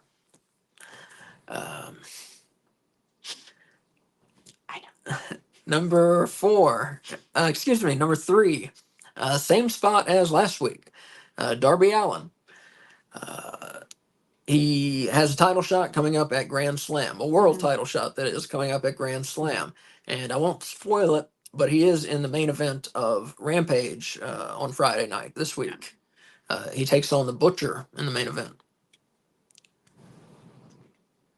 Number 2, same as last week, Bryan Danielson, the Owen Hart Cup winner and the number 1 contender for the world title, putting his career on the line now against Swerve Strickland in Wembley. And he just defeated Jeff Jarrett last night. Oh, right. Thank you. And an Anything Goes match. Very fun match. I would have honestly rather seen them have a real wrestling match. Ooh. Or at least keep it closer to the ring. Like, I wanted to see these two wrestle. They're both good wrestlers. Yeah. I wanted to see them wrestle. I didn't want to see a brawl. It was fun, but I would have rather seen them wrestle. I was okay with it. I didn't want them to do a regular match because I knew the like freak show, whatever you call it, the oddities, would interfere if they did that. Yeah. But I like that Jarrett came out, murdered him with the guitar real quick, and then told his posse to like go backstage and like that he's got it, you know? Mm-hmm. And then he did have it for a while till he didn't. DGSB saying Butch is my favorite old school gimmick. As you talking about Butcher. WWE. Oh, Butcher. Yeah. Butcher. I'm sorry. I was thinking WWE guy. Yeah. Butcher. Yeah. Same thing. I love the guy. First time I saw him, I was like, look at this motherfucker. Yeah. He's my favorite. He looks like the first time I watched. Like a carnival strongman, you know? Yeah. I love it. From like the 30s or 40s. Yeah. And if y'all don't know, he plays in a death metal band too. I don't know their name, but he's a death metal. He plays either bass or guitar in a death metal band. I didn't know that. Yeah. Oh, that's cool. But yeah, I love the Butcher. It's a good match. It's a fun match, Darby and the Butcher. Where was I? Number 1 on the men's ranking. He's been there for months. Swerve Strickland, the world champion. So that's number 1, Swerve. Number 2, Bryan Danielson. Number 3, Darby Allin. Number 4, MJF. And number 5, Will Ospreay. And last but not least, the top 5 ladies. Number 5, making her debut in the top 5, Camille. who has come on. She won. She beat one jobber, right? Yeah. Collision last week, or was it Collision? I don't remember. And she beat two jobbers last night on Dynamite. So it's not enough to get you ranked too high, but like I said, she's number 5. It was not Collision. She's looked impressive in the few moves that we've seen her do. She's good. Last week's Dynamite. Last week's Dynamite, she beat a jobber, right? And then she had a tag match last night. No, it was a handicap match. No. Camille? And Mercedes Moné. No, it was a handicap match, wasn't it? No, Mercedes was in that match. Last night. Oh, see, I thought it was a handicap match. They didn't announce it to us. You think it was a tag match and just Mercedes didn't tag in? See, I don't know. Like I said, we didn't review that. Yeah, we didn't see the TV show. We normally write things down because our memories aren't great. Yeah. But oops. Well, we were in the arena. Yeah. I thought it was a handicap match, but it could have just been a tag match where Camille didn't tag Monet in. She was dressed to wrestle, so I assumed she was wrestling. That makes sense. Yeah. That makes sense. So I think that's probably what it was. It was a tag match where Camille did all the work. Mm-hmm. The thought had not struck me until you just said it. Okay. She's still number 5. So, number 4, up one spot from last week. Former world champion Thunder Rosa. She got a win over Taya Valkyrie. Yeah, Taya Valkyrie on Collision. Mm-hmm. Yeah. Number 3, back in the top 5, Chris Statlander. It was her birthday last night. Mm-hmm. And another thing we haven't told you that happened after the show. At the end show, I told you Bryan Danielson and after Rampage, after Rampage taping, Willow Nightingale, they come out and. Do you want me to tell this? Yes. So Darby Allin was in the ring, giving like a little "I love North Carolina, you guys are great fans" kind of talk. And Chris Statlander and Stokely Hathaway came out and interrupted him and stole the mic from him. They came out with a metal chair, and it was Stokely Hathaway took the mic and told us that it was Chris Statlander's birthday and that she's more important than Darby, so it's going to be her time now. And then Willow came out to try and help Darby because Stokely Hathaway was trying to get Chris Statlander to beat up Darby Allin, and so Willow ran out and did a save. Yeah, and it was supposedly a dressing room birthday party for Statlander. So yeah, happy birthday to her. She's number 3. She beat Willow Nightingale in an elimination match, in an eliminator match, and Statlander is now the number 1 contender to Willow's CMLL women's title. When will that match go down? Could be All In. I don't know. Could happen maybe in Mexico. I don't know. It has not been announced, but it will be happening. Number 2, she's been there for weeks now. The usually very impressive Mariah May, the Owen Hart Cup winner and the number 1 contender, fighting for the world title at All In against number 1, been there for months, Toni Storm, the women's world champion. She has actually the longest reign as a number 1, the longest anyone's been number 1 on our rankings is Toni Storm. Yeah. So going back down the list, number 1, Toni Storm. Number 2, Mariah May. Number 3, Chris Statlander. Number 4, Thunder Rosa. And number 5, the undefeated newcomer, Camille. So, folks, that's been the show. It's been a long fucking show. Mm-hmm. So, can I tell them one more thing that's the most shocking thing to happen in wrestling history? Okay. There was a cake on Dynamite, and it did not get smashed in anyone's face. And they even said, this cake's not going in anyone's face, which they normally say right before it goes in someone's face. And they didn't do it. They got to actually eat cake. Oh, I didn't know. It was a miracle, a wrestling miracle. When did they mention that? It was on Dynamite. Not this week, that was last week's Dynamite. Wait, why were they talking about the cake then? It wasn't for a birthday. It was like a celebration of like winning or something like that. I think it was Jericho, Big Bill, and Bad Apple had a cake. Right. Yeah. Huh. Well, that is something to bring up because cake. Yes, it's never happened in the history of wrestling. No, I've never seen a cake make it through an episode of wrestling. Anyways, thank you for stopping the show to bring up that one. Yes. Yeah. It's been a long show. Like I said, we covered 10 days. We usually cover 7. Hopefully you enjoyed it. We'll be back to a more reasonable length probably next week. Usually we try to go like, hour 45, 2 hours. Next week will be short. We only are going to be covering Collision and Rampage. Exactly. Well, next week we're going to have some new segments for you. Since we're only covering Rampage and Collision on the next show, it's going to be shorter. Also, big announcement here. Take out your phones and put it in, or take out your pencils and write it down if you're old like we are. No Bones About Wrestling presents AEW Weekly. We are moving times. We're moving to Tuesday nights at 7 p.m. for the live show. So again, Tuesday at 7. You can watch us on your X feed. You can watch us on Twitch. And you can watch us on YouTube. And you can find, of course, all our old shows on YouTube. Or the audio on Spotify or Apple Podcasts, anywhere podcasts are found. Yeah, or you can go to our website, www.nobonesabout.com. That has all of our shows. It has some reviews I've done about things that have nothing to do with wrestling even. But have to do with horror, which is just have to do with horror. Yeah, we like horror and wrestling. We'll talk about horror sometime this fall. Actually, we'll probably do some horror themed shows, I think, even this fall. Maybe watch-alongs with horror movies with wrestlers in them. Oh, okay. I'm with that. Yeah. I'm with that. We'll definitely watch some Halloween Havoc. Yes. If you've been with us, last year we did several watch-alongs with Halloween Havoc with Dylan, our friend from Last Week in Wrestling. They went great, I thought. We dressed up and and watched old WCW Halloween Havocs and just talked about them and watched them with the fans.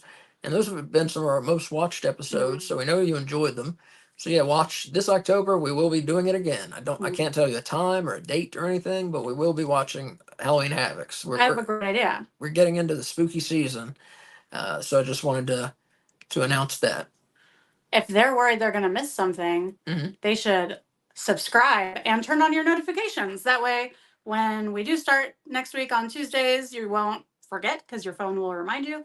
And you won't miss any other special things we do, like AEW crate unboxings or watch-alongs. Yes, we said last week we would be unboxing AEW All Elite crate. One of the things they send fans who sign up. It's full of like exclusive goodies, Like stuff your like shirt? that. Yeah, like this shirt came in it. It was exclusive to the All Elite crate. They send us autographed wrestler pictures, a lot of good stuff. In the next couple days, we will be unboxing it. It's still not open. Yeah, we have we've no been idea. waiting. I don't know what's in it still. But in the next day or two, we're going to unbox it. That'll be at all the places I just mentioned. It'll be on X and YouTube probably. But that's going on. What else is exciting? One more reminder: Tuesdays at 7. We are moving. Tuesdays at 7. Yeah. Tell your friends. Tell your mama. Tell your grandma. Tell the dog. Tuesdays 7 p.m. Yeah. AEW Weekly. We just wanted to be able to reach more of our fans in the West Coast. We have been doing 6, but it's like 3 p.m. in the West. A lot of people are still working. We're getting a little close. We're 4 p.m. Whatever. You can catch the last half live, maybe, but 7 p.m. Tuesdays, we are moving. Please move with us because that's where we'll be. And if you're not there, then you won't be able to see us. And it won't be as fun for us. Yeah, move us.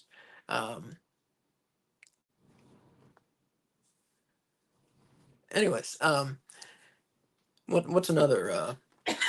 Anything else? Anything else? So coming up, like I said, probably like 7 weeks, 6-7 weeks, we'll start Halloween Havoc watch-alongs. I can't announce again the date, the time, what years we will be watching, but we won't be watching any of the NXT ones. Don't worry about that. We will be watching the old WCW Halloween Havocs, the real one. And if you want to see what I'm talking about, go on our YouTube feed, No Bones About Wrestling, and look back to October, and you can see the kind of goofy stuff we do for Halloween Havoc. It's fun. I love Halloween. I love wrestling. Put them together. It's perfect.